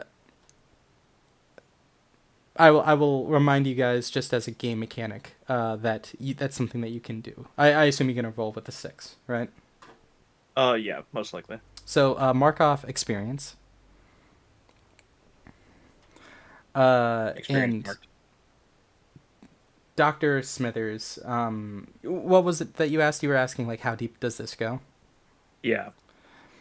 Dr. Smithers, upon hearing you ask this, like, her hand kind of leaves her forehead, and she crosses her arms and gets up from the seat that she was in and walks over to you, and she's like, you need to understand something here. This is outside of your wheelhouse. We, perhaps I shouldn't have said we, but your help is not needed. And what you can do for me and for us is to stay out of the way. Do you understand? Ma'am, respectfully, this is more than within my wheelhouse. I am from a family of monster hunters and underground conspiracy theory runners. You actually, everything that I've ever come up with. as soon as you say monster hunters and conspiracy theory runners, she actually cracks a smile and chuckles a little to herself. And she's like, really? Do tell. She sits back down and crosses her legs and puts her hand on her chin, like, yes, do tell. What does this entail? How does this make this your wheelhouse? Woman, have you ever heard of the Stroms? Do not call me woman. It's Whoa. doctor. Have you ever heard of the Stroms? As if not, then maybe this isn't your wheelhouse. I'm sitting here actually thinking whether or not this is a manipulate someone role. You are trying to convince her. She does not know who the Stroms are, but clearly she's aware of situation enough. I'm gonna have you roll actually manipulate someone. Okay.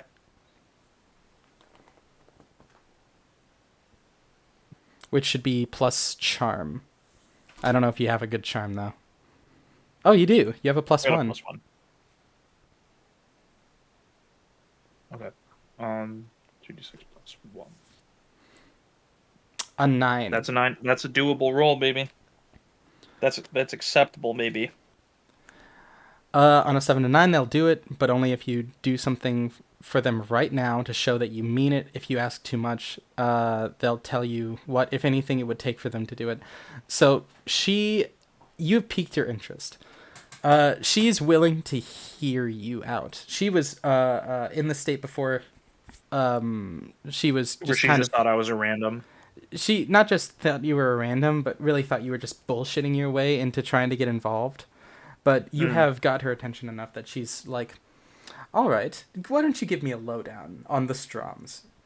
I may or may not have heard of it. It's none of your business. But why don't you tell me what your family track record is and why you're relevant to what your family has done? There's a good reason that you haven't heard of some of our accomplishments. They never get told in the public eye. My family's worked on countless government conspiracies, keeping all the things that go bump in the night down. And throughout my entire life, I've been tagging along with my parents, my aunts, my uncles, cousins, all of them, while we deal with the things that you don't want to see. If you don't believe me, and I pull up the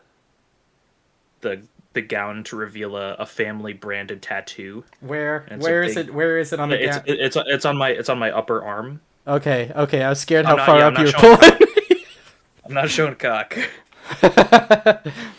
It's a family branded tattoo. Yeah, but it's a very discernible symbol. Not like anybody would ever get it.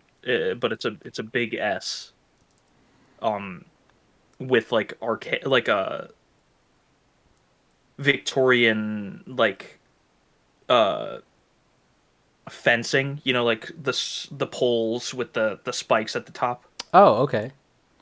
Those are the surrounding crest on top of the circle. I think with a 7 to 9, she is she.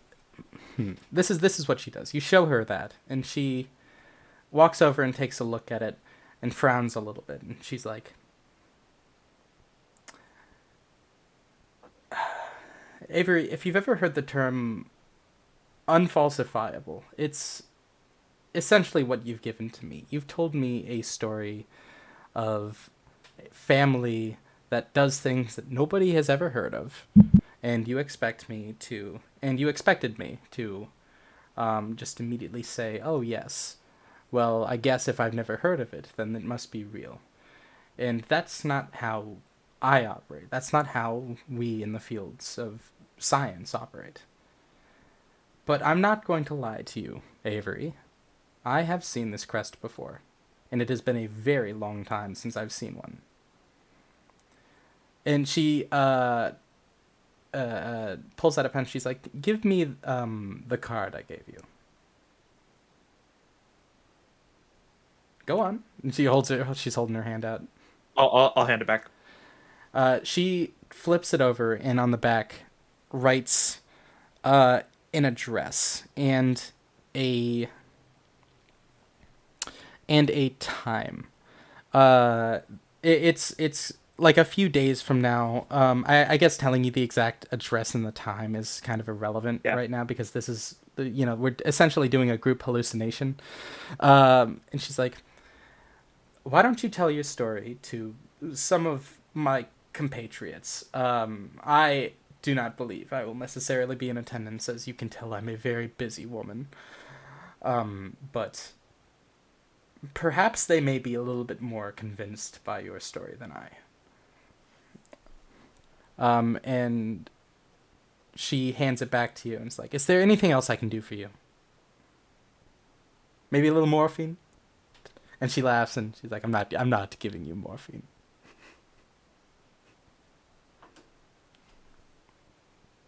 No, that'll be all. "Well, all right then." And she gets up and grabs a clipboard and fast walks out of the room onto whatever it is she has to do next.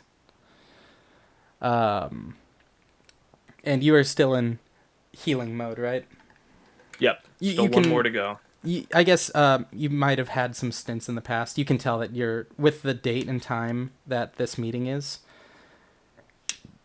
You will have just healed up. Essentially, you can tell that you will be at the very least good enough to go out by the time this meeting is occurring. It's like the next day. Okay. Blake, Mm. your character wakes up in yet another room.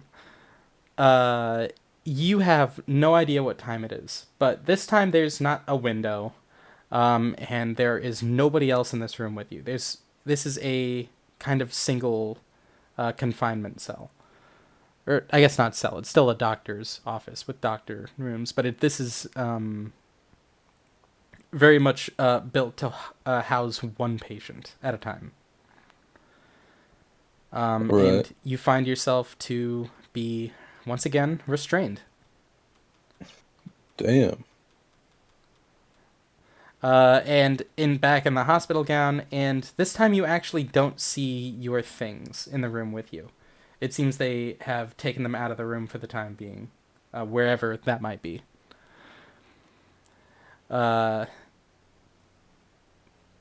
You can't really do anything, so after you've woken up, you maybe spend some time jiggling the handle, or jiggling the restraints before the Useless. doctor who sedated you from before walks into the room. He's like, "Ah, Miss Casper. Well, uh, have we finally calmed down from earlier?" Yeah. All right. So you are also mark another harm off of your thing. I think that actually makes you fully healed. Yeah. Before your time in here, we were originally going to be handing you off to the police.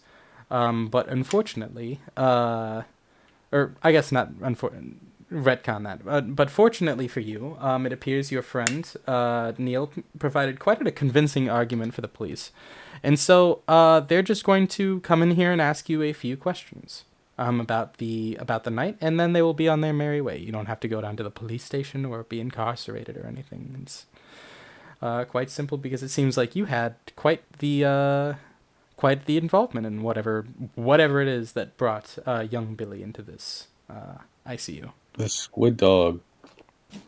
Yes, the squid dog. And then he proceeds to open the door. He's like, "All right, you're good to come in." And the police officer, the chief of police, kind of walks into the room, and he's like, "Thank you, Doc. I think I can take it from here." And the doctor nods and walks out of the room and closes the door. He pulls up a chair next to you. He's like, "Corey Casper, right? Yeah. I need you to tell me what happened last night. We talked to the kid. The kid told us, that kid Neil told us quite the fantasy. We also talked to the little one, Billy. He's doing fine, by the way. He told me quite a bit about what were potentially your heroics, but I would like to hear some of your side of this story."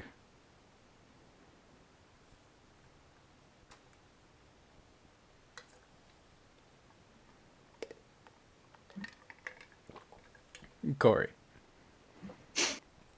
I'm staying silent. Oh, you got to tell me, man. I'm staying silent.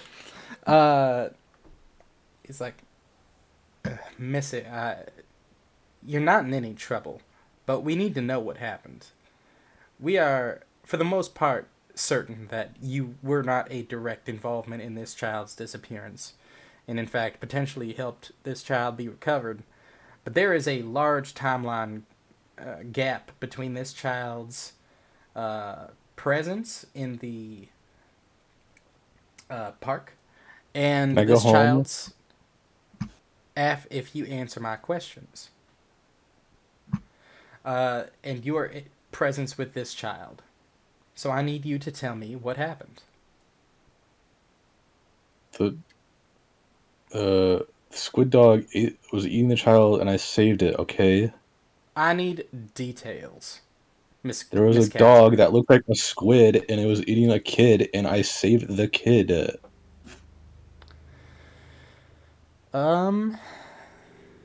He shakes Can I his go head. home? He's like, "I need you to tell me, where did you find this kid? What happened with this quote unquote squid dog?" The squid dog sucked Avery's head, and it bit my leg, and it was in the forest next to. What were they called? They're just like The pools. yeah, I just call them the pools, but there's Next to actually those no forest. There's no fucking trees out there. holes in the ground. So they were out there by the pools, by the pits. That's what I told you. Where did you head off from? How did you end up out there? I was filming a TikTok trying to find a dog, and I couldn't find the dog, but I found a boy. Are you talking about that dog that went Yeah, missing from whatever. the I don't even care about it anymore. I just want to go home. he stands up and he's like, "Missy, you are not in any trouble currently, but I'm going to need you to take your tone down with me, lest we begin to have a problem here. Fine. Now, I need to understand the timeline of this situation. because I have two angry parents crawling up my back asking for what happened. And you are a key figure in this situation because a 5-year-old child is not the most credible witness.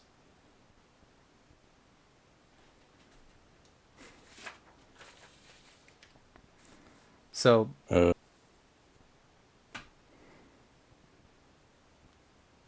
That's his. That's not a question. he says, I need you to tell me what happened because a 5-year-old child is not a Oh. credible witness. I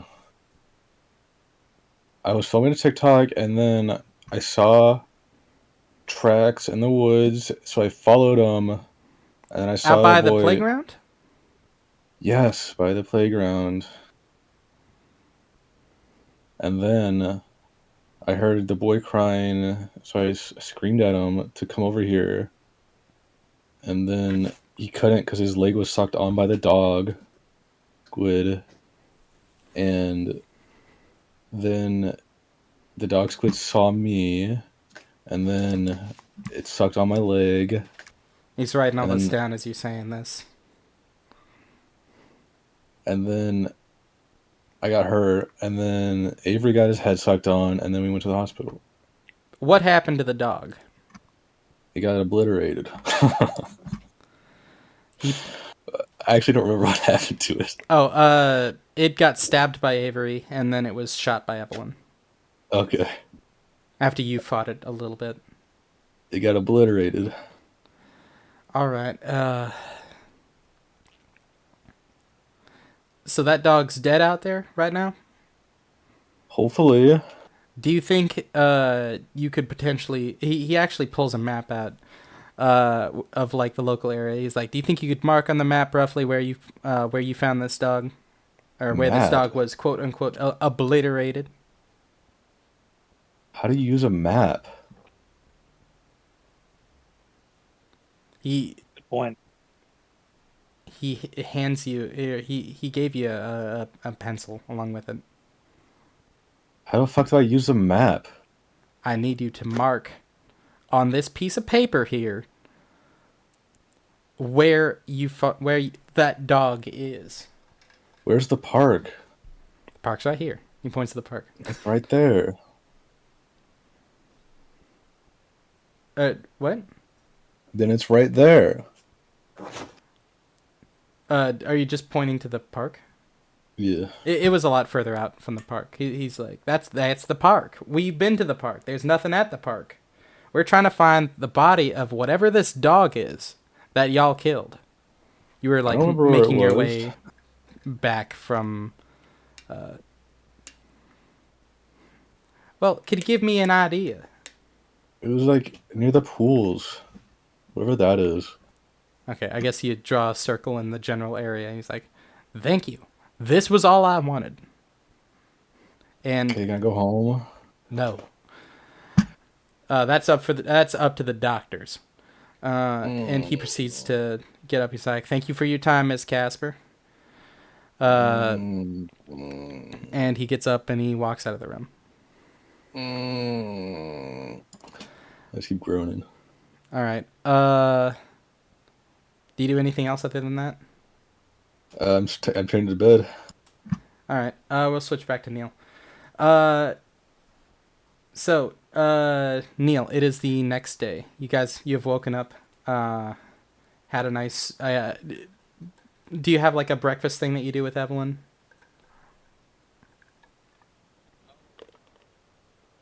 Yeah, on weekends she'll cook like some egg sunny side up. Then she'll make turkey bacon specifically. She doesn't like the regular bacon, but she'll cook the turkey bacon. Oh, me too, man. Then she'll make toast. Yeah. You wake up the next morning to find her doing all that, actually. She seems to be in some slightly higher spirits. She does look very tired, but she proceeds to make you a breakfast and kind of puts it down in front of you, and she's like, "Can we talk about last night? I'm trying to process it. What exactly happened? We need to get involved, right? Or is this a police thing and you think they'll handle it? Uh, I'm not too sure. To be honest, normally I don't say stuff like this, but I think we should get involved.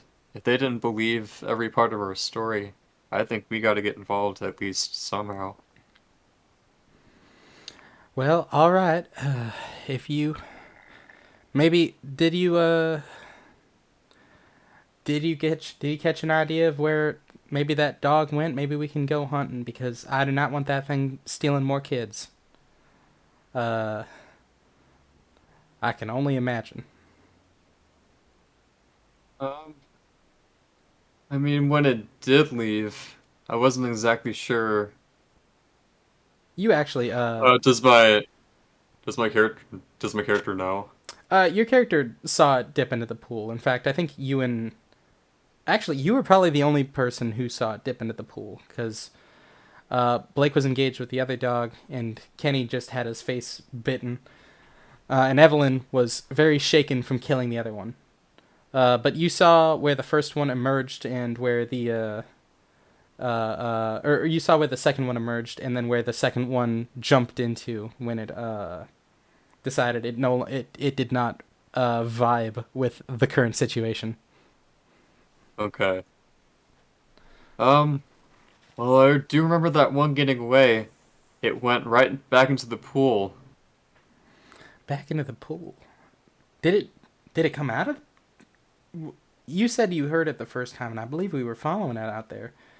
Did you see where it came from? You actually you got the general idea of where it came from. Like you saw it emerge at dusk, like uh a good like quarter to half mile away from your house, out in the pools. Might not have the exact location, but you do have an idea. Gotcha.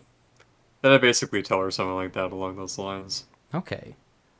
Well, uh I guess against my better judgment, as long as you don't tell your parents, maybe we do a little bit of investigating. And she gets like a nervous smirk on her face. Evelyn, are you sure that you want to do this? I don't know, Neil, but the police, they're not going to get involved with this. I don't know what I saw last night, but I trust your judgment. You have always been you might not have the best grades in school, but you are a bright and attentive kid. Perhaps if this is something you think we should be getting involved in, I will trust your judgment. Or I guess it should be I would trust your judgment. I was dipping into a southern accent there. Oh yeah. Um,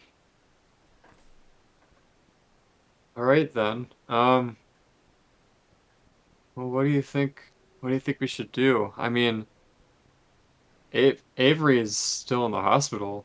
Um, so maybe we should try to wait and see once he gets better. Well, we could always hold on. Well, we could always go check in on him in the hospital. We might need to try that. It's time to take a little trip. And she reaches into her pockets and jingles some keys. So, are you okay? Is your character good with heading to check out Avery at the hospital? Uh, he's a little nervous and kind of queasy, but yeah, he's okay with it. All right. You guys get to the hospital, you and your caregiver, and she kind of gives the spiel to the front desk and is like, I'm here for Avery. And I don't even think you got the Corey's name. I don't think so, no. But you get up there, and you walk into the room. You and Evelyn walk in. Kenny, you see this as well. Oh no. They let anybody in here these days?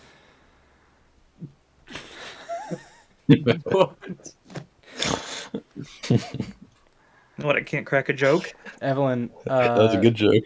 You do not look great. You are. I think this is still Saturday morning. This is after your conversation with the doctor again the first Yeah. time. Uh, and but you're still kind of, you're not bound or anything, but you got bandages everywhere, and Ellen's like, oh my. Well, how are you feeling today? Avery, is it? Yeah, I've been better. Been Well, a lot worse though. I'm worse. Okay, well, Well, that's for another day. uh, we came here with a request. Neil, do you want to take the lead here? Sure. Um, Avery, um, it seems like that even though the police um, seem to recognize part of our story, it doesn't really seem like, they were able to get the gist of these weird creatures. I'm not sure that they want to investigate these monsters specifically, so I want to see, um, would you be able to help? Uh, I'm still kind of holed up here, but once I get out, I'll be sure to let you know. They got Alright. me pretty good out there, you know. Yeah, I could tell.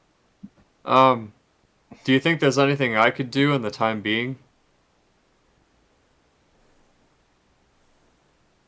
Like maybe by myself? If you went out there again, you may want to wait. You know, no telling when those if those things could come back. Alright. Well, So I think for now you either lie low or you tell the cops where everything happened and let them take care of it. hmm, But I would lie low. yeah.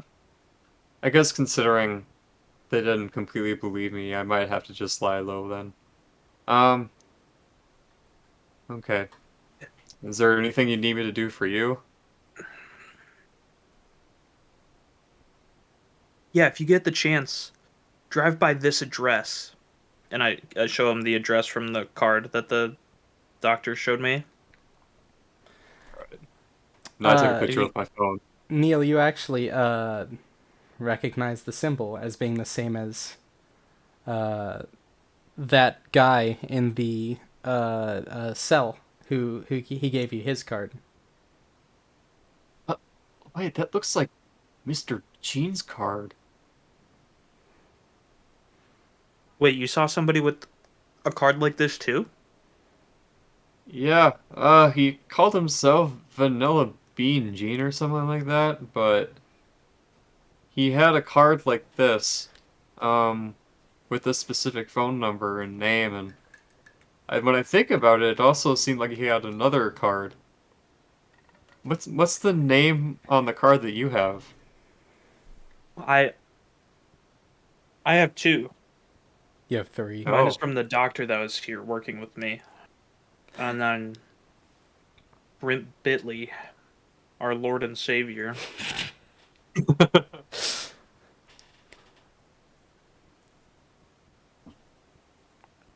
Interesting. I wonder if these are all connected. With everything that's been going on, I wouldn't even be surprised. All right, but if you get a chance, drop by this address and see if it's a safe place or whatever. Evelyn All right. also takes a look at that and takes a picture with her phone, and she's like, "You said you had the conversation. Was this the weird guy who was in the cell next to me? The weird dude with the cane Yeah. who wouldn't, pardon my language, wouldn't shut up? Yeah, that was him, Evelyn. What? What did he? You got his card? This is related to a doctor here. I am thoroughly confused. Old lady, don't worry about us. We'll handle it. How old is But Evelyn? I is forget. she older than me? Yeah, she's like in her 50s, I want to say. Let me go But she back. looks younger. Okay, Oh, Blake. She looking 45. kind of nice. 45 actually. Yeah, 45. Okay, I was trying to determine whether or not that required a quippy like I'm not that old. Uh, Oh. But no, uh, she's middle-aged. Kind of in the same sense that like the nurse is like kind of tired or whatever. oh yeah, That seems to be tied to all this, but not like um and you she also still never has got some to meet that nurse personality. either. That's very true, yeah. But I guess she takes a look at the card and she's like, "Well, okay, if this is connected, it's connected." It seems like this dog situation is larger than I expected it to be. All right. Well, Well, thanks for giving us more of more evidence to consider. Um, but do you know where that other kid is? Do you know what happened to her? Yeah, I helped her try to get out of here, but I think they sedated her and took her to another room. So she's Oh, still here, I think. okay. Uh, oh, I mostly trust the doctors here, so she should be fine. okay. I guess if anything happens, just keep an eye on her for me. Uh, give me a Yeah, I'll do what I text or can. something. All right. Yeah, I'll let you guys know when I'm out of here. All right. Well, guess all we'll right. see you Well, until then. goodbye. I might cut this short. Later. It's just a bunch of goodbyes. Yeah. All right. You guys go on your way to the next location. Kenny, you stick around and you continue to heal up. Blake, you Mm. have been chilling, bored out of your I'm ready to gourd. fucking leave, dude. I'm fucking done. Yeah. Uh, you are. I forget. You fully healed now, right? Yeah.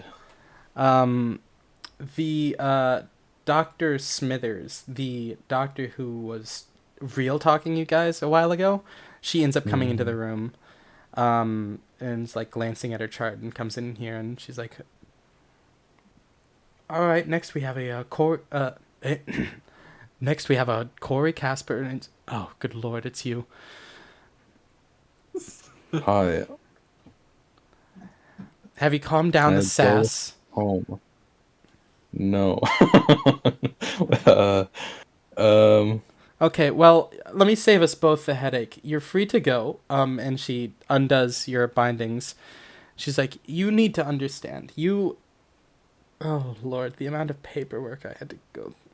You caused quite a fuss in here, and uh, actually, whereas it says that you are completely healthy and capable of going home, um, they are. Uh, I said you were good to go before. That's actually not the situation that's happening here. She's like, they are wanting to do further tests because they believe there may be something up here. Oh my Uh, God. I just want to go home. I understand. I do not wish for you to be in this hospital any longer. Believe me. I would be willing to let you go. But this is from some of my higher ups, and they are disturbed by a patient who was required to be sedated not once but twice. This is Because they wouldn't let me leave. I had a stream. this isn't a good reason. This is not You a don't good reason to want to understand. get out of the hospital. It was Sonic Adventure 3. Of I don't care. course you don't. Okay. She's like, it looks like a few doctors are especially after your it appears to be Second escape stunt. They are wanting to run a few tests on you to make sure that Fine. you are not a danger to yourself or others. So Let's what just I do need, it. so what I need for you to do is I need you to not make a fuss. I need you to get out of this I'm hospital not as soon as making a possible. fuss. You are. I need you to shut up about Sonic Adventure or whatever the fuck it is. And Danik. I need you to Sormic Adventure. And I need you to be agreeable with these doctors because I want you out of here, okay? I am agreeable. No, you're not. And to be honest, if this behavior continues, chances are they might not want to let you leave. They can't do that. If they think you are a danger to yourself or others, they will involuntarily take you. What's it called? No. Involuntary. What is it called? With like Voluntary patient restriction. something like that. Involuntary patient restriction. My dad's in the military. She is shaking her head and she's like, we've already contacted your family. All right, they are understanding of the fact that you were involved in some sort of child rescue, which they seem to be surprised by, number one, and to some degree proud and concerned. But from what I've understood, your behavior the other night has resulted in us having to inform them that we will be holding you longer than normal. Once again, I would like for you to leave, but you need to I want understand. to go. Okay, and she walks out of the room. All right. After she walks out of the room, it's like 20 minutes pass, and a small group of doctors and nurses enter the room, and you're attached to like this stretcher, and they begin to wheel you out of the room and start taking you down the hall. And they're like, "This is the same doctor that you saw the first time who ended up putting you in here." And he's like, "How are we doing, Miss Casper? Are we feeling a little Good. better now?" Yes. All right, we just have to do a few tests, a few cognitive tests to make sure that everything is all right. You've given us quite the scare the other day. I'm sorry. Well, all right, then. And they take you they take you upstairs, and I guess How big is they this hospital? yeah, it's actually It's quite 20 a few. stories. Well, honestly, this is the only hospital in a very large distance. IRL. This is the only hospital within a very large distance. It's big enough to have a helipad. I was about to ask, does it have a helipad? It does have a helipad. In fact, that's the only way a lot of the areas of northern Alaska can get to this hospital is via helicopter.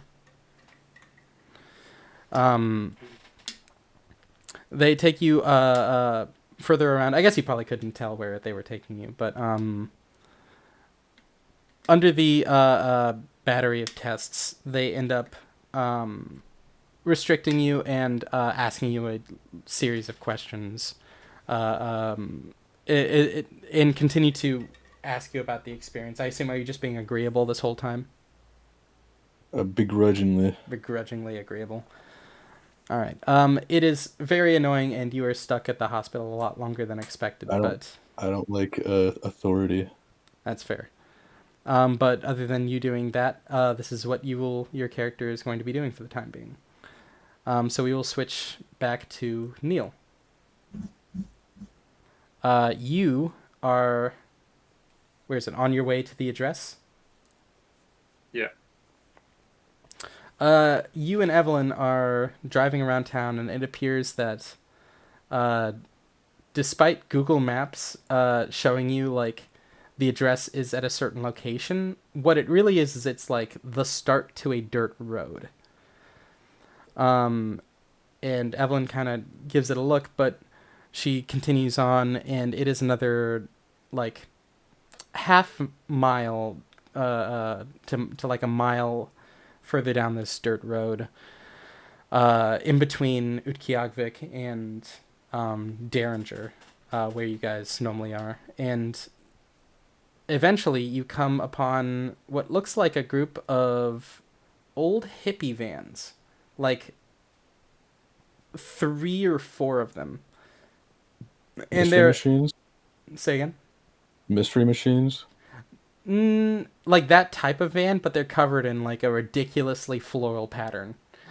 Uh, and Evelyn is like, well, this appears to be the place. And pulls up. And as she's pulling up, you can see a few people getting out of their hippie vans. There are a few tents here and there, maybe like a pop-up trailer or two. It's not a very big area, but as you pull up, one of the guys gets out of one of his vans. A few other people are too, but one of them starts to approach you guys. He's like, "Hey, man!"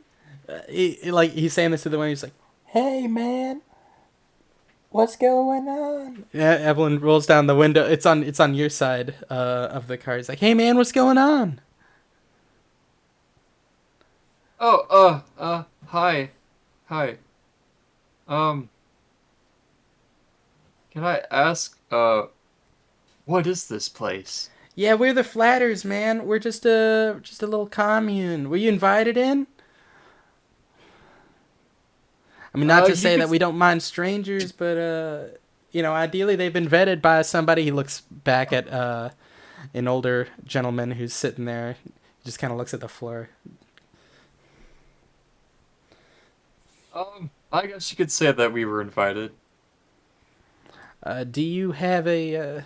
I do hesitate to be crass with you, but do you have a? I don't know, maybe like a name. You met someone. Who do you know? Who invited you here? I would just like to know whether or not your government. Believe us, we are not government. I would like to Uh, believe you. And you can see Obama. a few more people are kind of coming out of their tents. And they look friendly, but they are slowly approaching, and they do not look terribly friendly with this change of tone. um, Evelyn, what do you think I should do? Well, you should. What was? Who's the guy you met? Oh my God. Avery. Um, we met somebody named, Avery who, met another one, I guess, of one of your communes, I guess? His I mean, name was Shrimp Bentley? uh, they kind of look back, and Shrimp. You can tell they all look back at that one guy who he glared at the first time, and Shrimp's like, I didn't, I didn't invite no Avery or nothing here. I swear, it was I'll tell you, it was the doctor who gave the information. Oh, okay. He Avery did meet Shrimp Bitley, but it was he basically just gave him a phone number, but the doctor gave a location. Oh, so the doctor gave the location. Yeah, And yeah. then, okay. Got it. Were you just gonna tell the read the doctor's name off of the? Yeah. Oh, doctor, we love Judy. All right, well, I mean, Not that we love Judy. we love Judy. Yeah, we love Judy. She'd put me in my grave where I stood if she knew I was calling her Judy to you, but we do love her. All right. She, as long as it wasn't someone like Shrimp giving out our location sometimes. Yeah, go ahead and come on in. And they kind of, all the guys look a lot less menacing all of a sudden, and they kind of, gesturing for you to kind of pull your car up, and Evelyn does so. as you guys hop out, you're getting, kind of swarmed by hippies, and they're like, "Hey, man," and putting like, like you want some coffee? We got some coffee. Like, tell us like what's going on. And they guide you into the trailer on site. Free coffee. Free coffee. Oh yeah. Do you? I mean, It used to be when you met hippies, they'd give you free weed. This Usually. is a downgrade. Yeah. Yeah. Some fucking lame hippies. I was. I'll be honest. The thing I was trying to. Well, they. I almost said they're trying to put. No. You know what? I'll do what I was gonna do the first time. I don't know why I held off. It wasn't gonna be weed. Like some guys are offering you. He's like, "Hey, I got a nice cup of coffee," and another dude walks out. He's like, "Hey, man, He pulls a little bag. He's like, I got some magic mushrooms, man." Oh. And Evelyn's like very much eyeing these people like, oh my God, these people are the ones we have to go to. Okay, and they kind of guide you indoors. Bottoms up. Bottoms up. And they guide you indoors, and you after some time of just kind of chilling with them, one person steps out of a door opens and pushes 70s beads aside to step out. The beads that go like in front of fucking doorways. Those They're are like, cool. they're pretty cool. This place, I will admit, this place has shag carpeting, like red shag carpeting, like yellow walls. It's got a flat To screen say in they're there. stuck in the past is They got a flat tad screen of and an a understatement. PS5 in there too. PS5. Yeah, I know. Holy PS5? shit. What the fuck? I don't have a PS5. Me either. And some of them are gaming. It's quite a mix. There's some young people, What are they but a lot of playing? them are very old. And FIFA? you can and after a little bit, the guy who you identified as Shrimp Bitley comes out of the back, and he's like, pushes the beats aside. He's like, "All right, man.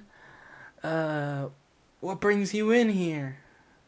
What requires normally Judy don't just send anybody down here. So, what's your story, fella?"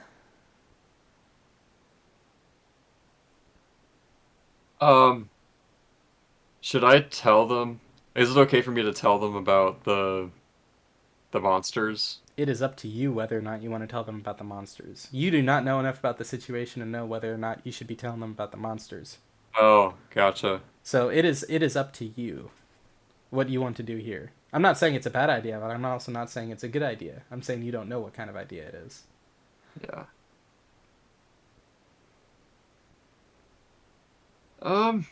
Well, to be honest, I'm not really sure. I'm kind of just checking things out. Um, since since Dr. Judy, I guess, and was able to get me to be here. I kind of just want to see whatever's going on. Yeah, like I do understand that, but like you gotta understand, Dr. Judy is a woman of science, and she is, I would go as far as to say, the most careful of our group here. So she would not give our address if there was not a reason. So, son, I do need to know what is going on. Because we had, I guess, a friend of ours incarcerated the other day, and there have been some strange happenings. And to be honest, son, I need to know exactly how involved you are. That's the only thing I can imagine. Wait, what do you mean by strange happenings? He squints his eyes and kind of looks at the rest of his group like, well, son, I think I'd like to hear your story first. All right. Before Well, I, jump the gun, because a few of them are glaring at him like he's apt to talk a little too much. oh, gotcha. Um, well, I guess if there's been some strange incidents where you've been, we've been coming across some wild beasts lately. Do you just tell them Um, the whole story? yeah, basically the whole shindig. All right. As soon as you get to the part with the tentacle creature, you can hear like the PS5 pause behind you, and some more people are now reading a little bit more readily, I'm or sorry. listening a little bit more readily. Yeah, it's weird to think about a PS5 in a Yes, 70s. five paused. Yeah, they like paused whatever game they were playing. Okay. I see. Okay. I don't know. They were playing Spider-Man. Like one person was playing Spider-Man, and two other people were smoking weed and watching that one guy play Spider-Man. Oh my Uh, god. uh, Lord knows that I've absolutely watched that occur in Bone House when I was living there. Um, Lord knows I was one of those people sitting on the couch. Uh, and like they're all listening very intently. And after you finish your story, uh, Shrimp looks around and he's like, "Can I tell him?" And like some a very old lady in the group's like, "Yeah, Shrimp. Yeah, I guess that's fine, Shrimp. You just go on and do your spiel. We'll give you this one." Evelyn looks very confused by the whole situation and dynamic that's going on here, but it's like, well, man, this is not the first time this has happened. This is very much not the first time this has happened. So, how much can I tell them? You can, you can tell them all of it, Shrimp. Okay. Uh, there are more of these things. Our friend, Jane, Vanilla Bean Jane.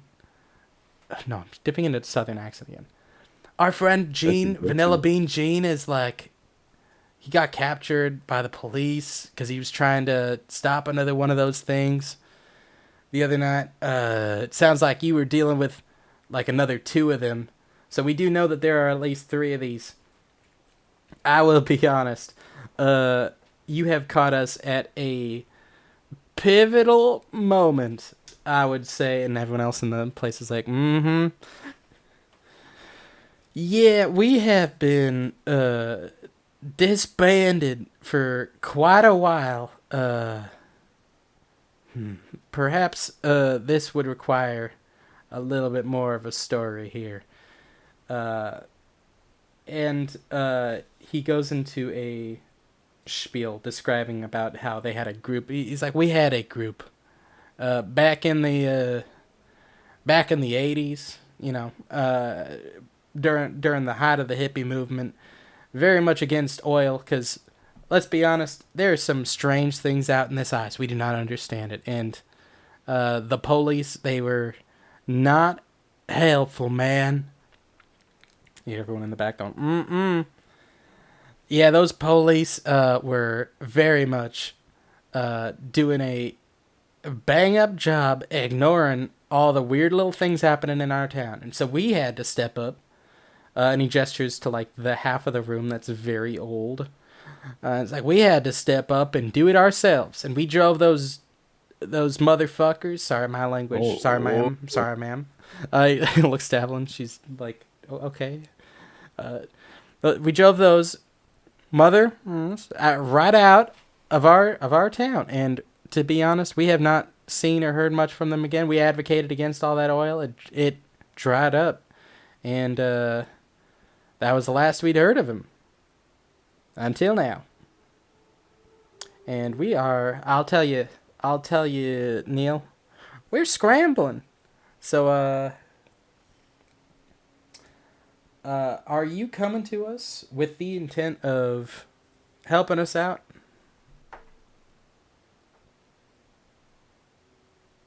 I mean, all of this seems kind of crazy, but I guess if you could use our help, then we can do whatever we can.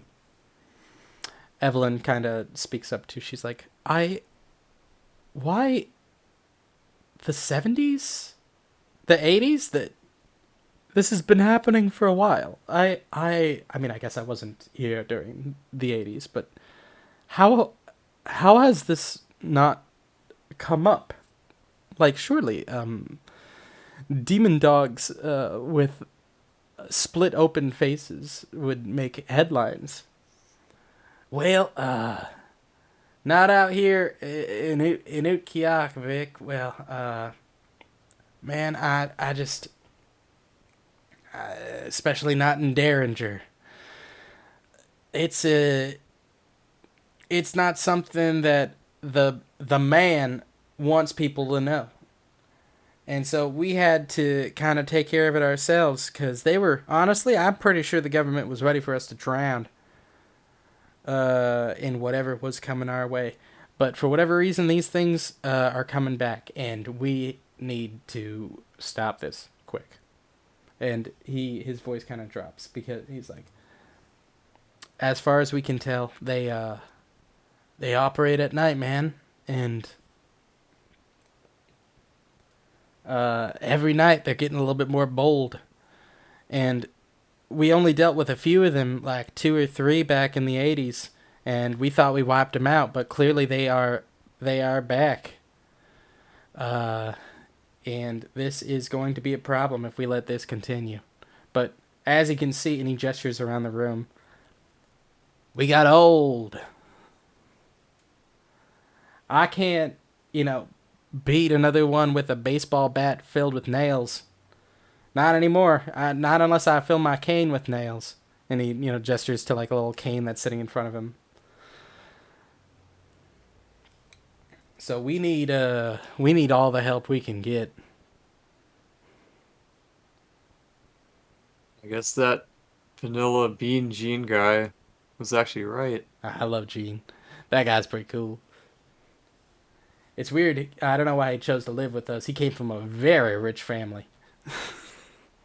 Yet he still owes me $20. That's what. Yeah, that's one of the guys in the room actually says that. He still owes me $20. Shocking how much money he owes us for He's just lazy. being a rich man. Yeah. But he Shrimp holds out his hand to like shake his hand. He's like, will you and he, I guess, realizing that there are 2 of you, he holds out both, like, very awkwardly. He's like, will you 2 help us in our endeavors? And Evelyn looks kind of expectantly to you. Well, you know what? Absolutely. Well, goddamn. All right. And he shakes your hand and he's like, well, let me show you around the place. And we are going to skip ahead. You were shown around the place quite a bit. He mentions something about a meeting that's going to be occurring tomorrow or like the next day. And he's like, and make sure you stay out of those oil fields, man. Like, actually, for real. And he proceeds to head, like, as you guys finish up your meeting, you're hanging out there for a while. I don't think either of you guys smoke weed or do mushrooms. At the very least, you don't in front of your caregiver. Lame. And after a while, they gesture you off. Are you trying to tell me that Evelyn doesn't take a fat hit after what happened this weekend? No, she drinks a lot of chamomile, I'd imagine. Yeah. Tea? Tea. That's her read. Gimme. And it's like evening, and you guys decide to head home and have essentially not a very exciting rest of the night as you prepare for tomorrow's meeting. Kenny, you... actually, let's take a pause here. Do you guys want to take a 10-minute break here real quick? Yeah. We're not too far away from the end of today's session, but we'll take a quick 10-minute break. Getting sleepy. Yeah, sounds good. Cool.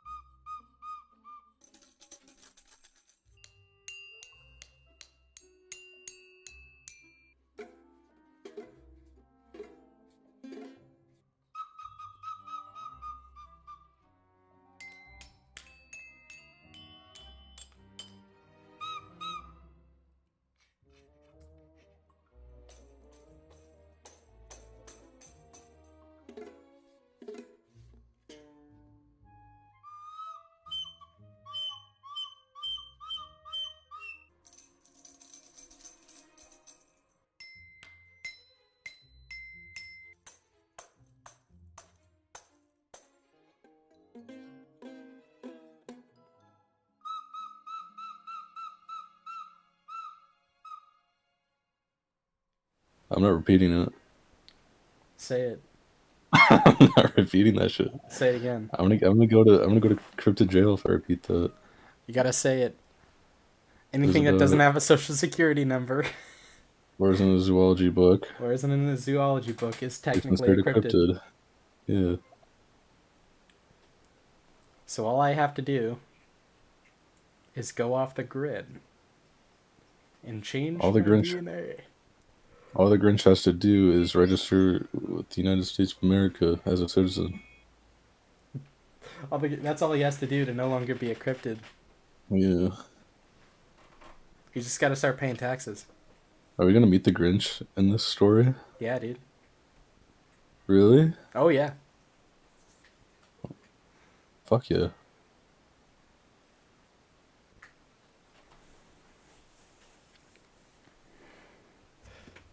We're actually gonna meet the Grinch's Jewish cousin, the Splinch. The grunge, the splinch and the grunge. Splinch and the Grunch. Yeah. You're a lean one, Mr. Splinch. Okay. You're green one, Mr. Grunch.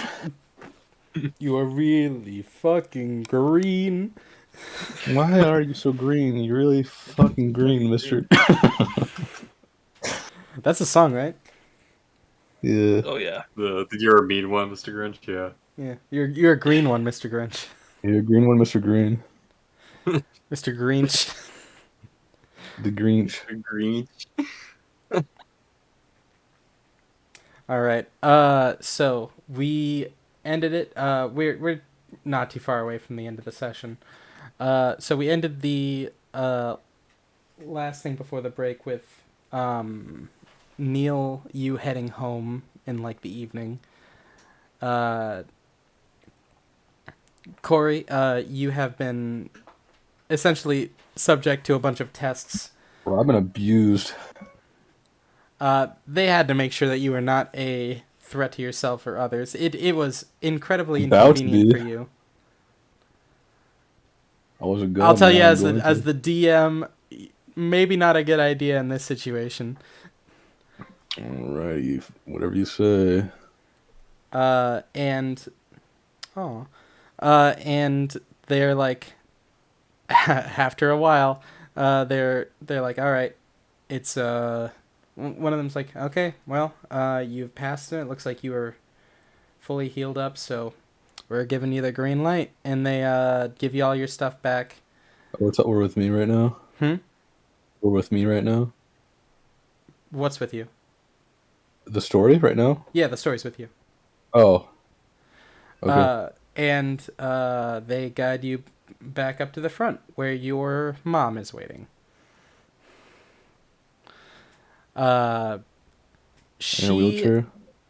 How would your mom react to the? I don't know a lot about. You haven't just gone into in much detail about your parents, but how would your mom? How's your mom's reaction to you essentially just being hospitalized out of nowhere? Really worried. She's I'm trying to think like, of an accent. she's very soft spoken. She's kind of as you're coming out of the back, she's sitting in the waiting room tapping her foot, and You can't tap her feet. She's paralyzed. Oh no, that's right. No, I forgot about that. Your mom, it's a miracle. Oh, what happened? Your mom's kind of tapping her fingers on her wheelchair, and when she finally sees you, she very frantically just starts wheeling off into your direction. It's like, oh my God. What happened? She's like grabbing your face and like turning your head all around looking for damage, and then she sees your arm, which is like bandaged. She's like, oh my God. Well, first off, very very proud of you. That little boy's fine now, but we are going to be taking you home. And she grabs you by the arm. She turns to the doctor. Thank you, and she starts pulling you out. I give her a hug. She's very happy about the hug. How's your relationship with your mother? I love my mother. Good. She starts driving you home, and during the drive, she's absolutely berating you with questions like, what happened? You disappeared. I came back from school to hear that a child went missing, and I found my own child missing. And then all of a sudden, both of you pop up, and people are telling me that you saved the kid. What happened? Nothing happened. It's okay, Mom. I'm fine. Okay, yes, you're fine. Other than the colossal amount of bandages on you, oh my God. But what happened? I saw a dog that looked like a squid. Oh, okay. I think she's used to your wild imagination, so she's just like Can we immediately go to just McDonald's? immediately translating it to normal speak, and she's just like, okay, you saved it from an animal, essentially. And do you say McDonald's? Can we go to McDonald's, please? Uh, yeah, sure. And she takes you to McDonald's. I hate that you're making me roleplay a McDonald's drive-thru experience, man. Wait, can I do the voices for the Yeah. for the people at the Can you window? do that? Fucking Yeah, go ahead, Kenny. All right, so Uh, has Corey pulled up yet? what's your mom's name? What was my mom's name? Did we write that down? I don't know, man. Ah, shit. Jane. Jane. Okay. All right, so this is like one of the like 4 McDonald's in Alaska, right? Oh, this is the only McDonald's in Derringer. Okay. It is a monolith amongst the there's one I had, believe it or not, I had this planned out already that there would be exactly one McDonald's in Derringer. God, that's silly. And yeah, Jane pulls up to the window, or to the little speaker thing. All right, here, let me go. Hi there, welcome to McDonald's. How can I help you? Can I Oh, get what do you one? What? What do you want? Can I have? I can speak into the thing. It's okay, Mom. No, they can't hear you. always- You have to tell me. Mom, I can yell. It's all right. Okay. I'll have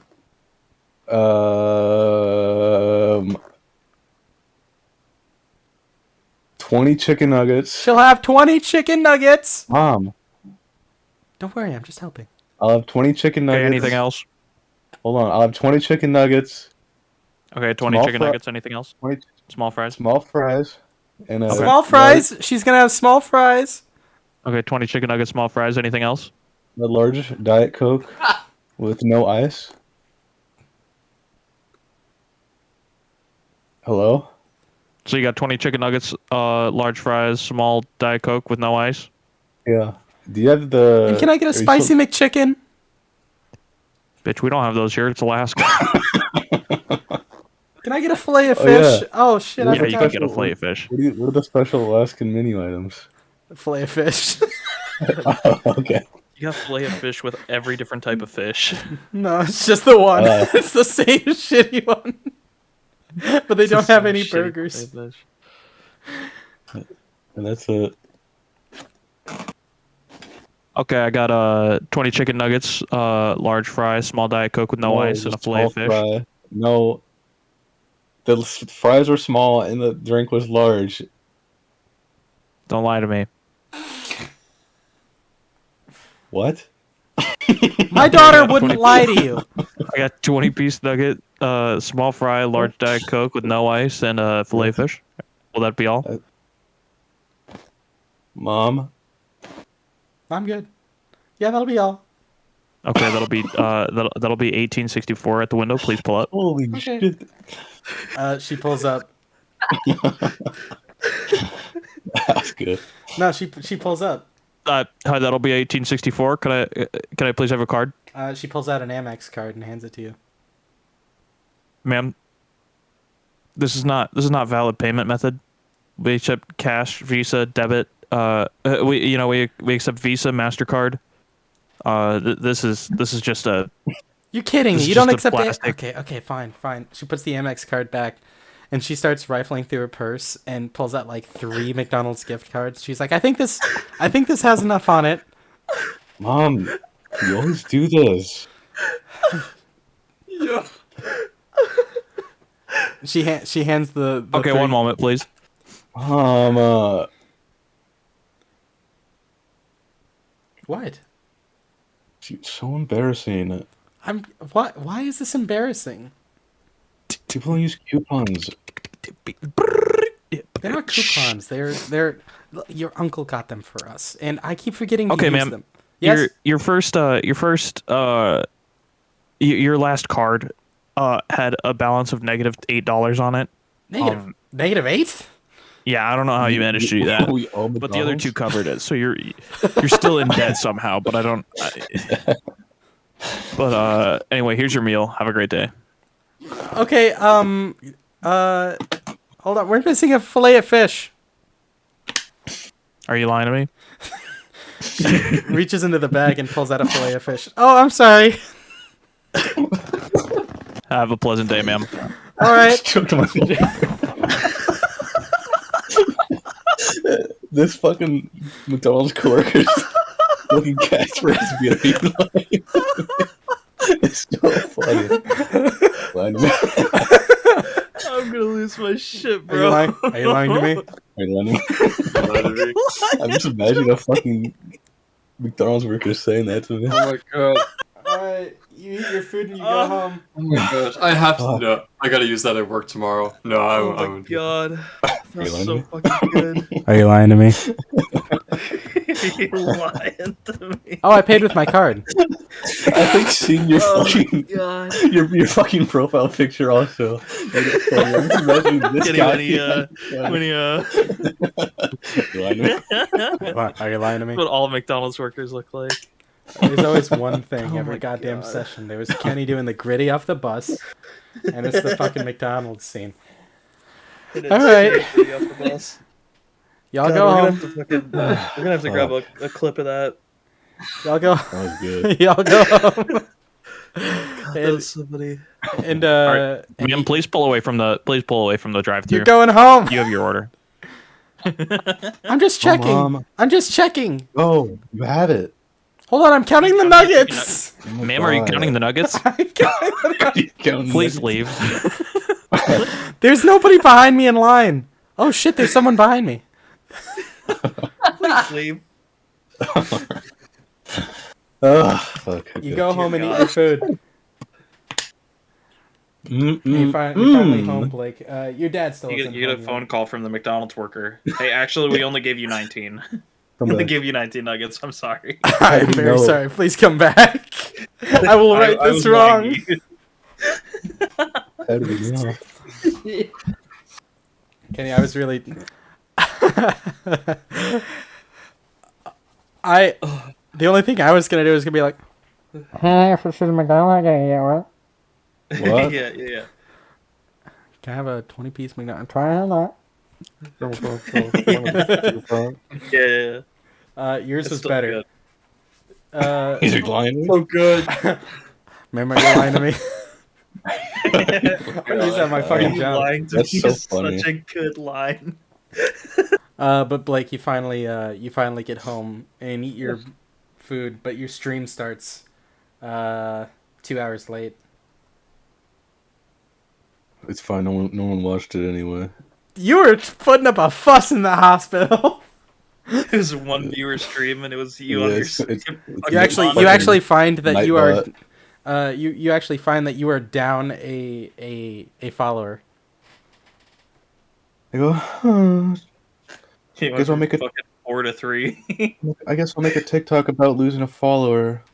You And open your phone to deal with this. I think you still have all the TikToks from the previous night.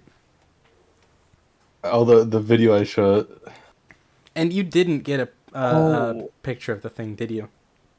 No, I had to put it down when I found the boy. But I did like get a video of the boy crying. I guess, like the sound of it.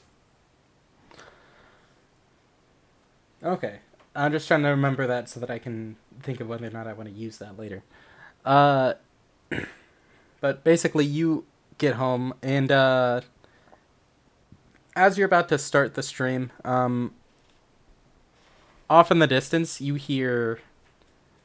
You might be inclined to not deal with it, but you do hear a cluster of gurgling cries.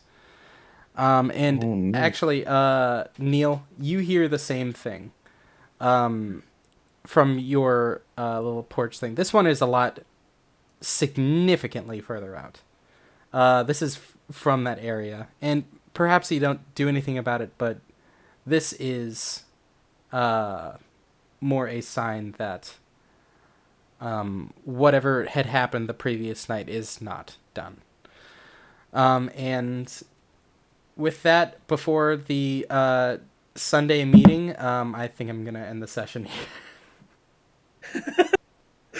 Bro, all we did was get questioned and go to McDonald's. It was Yeah. so sick.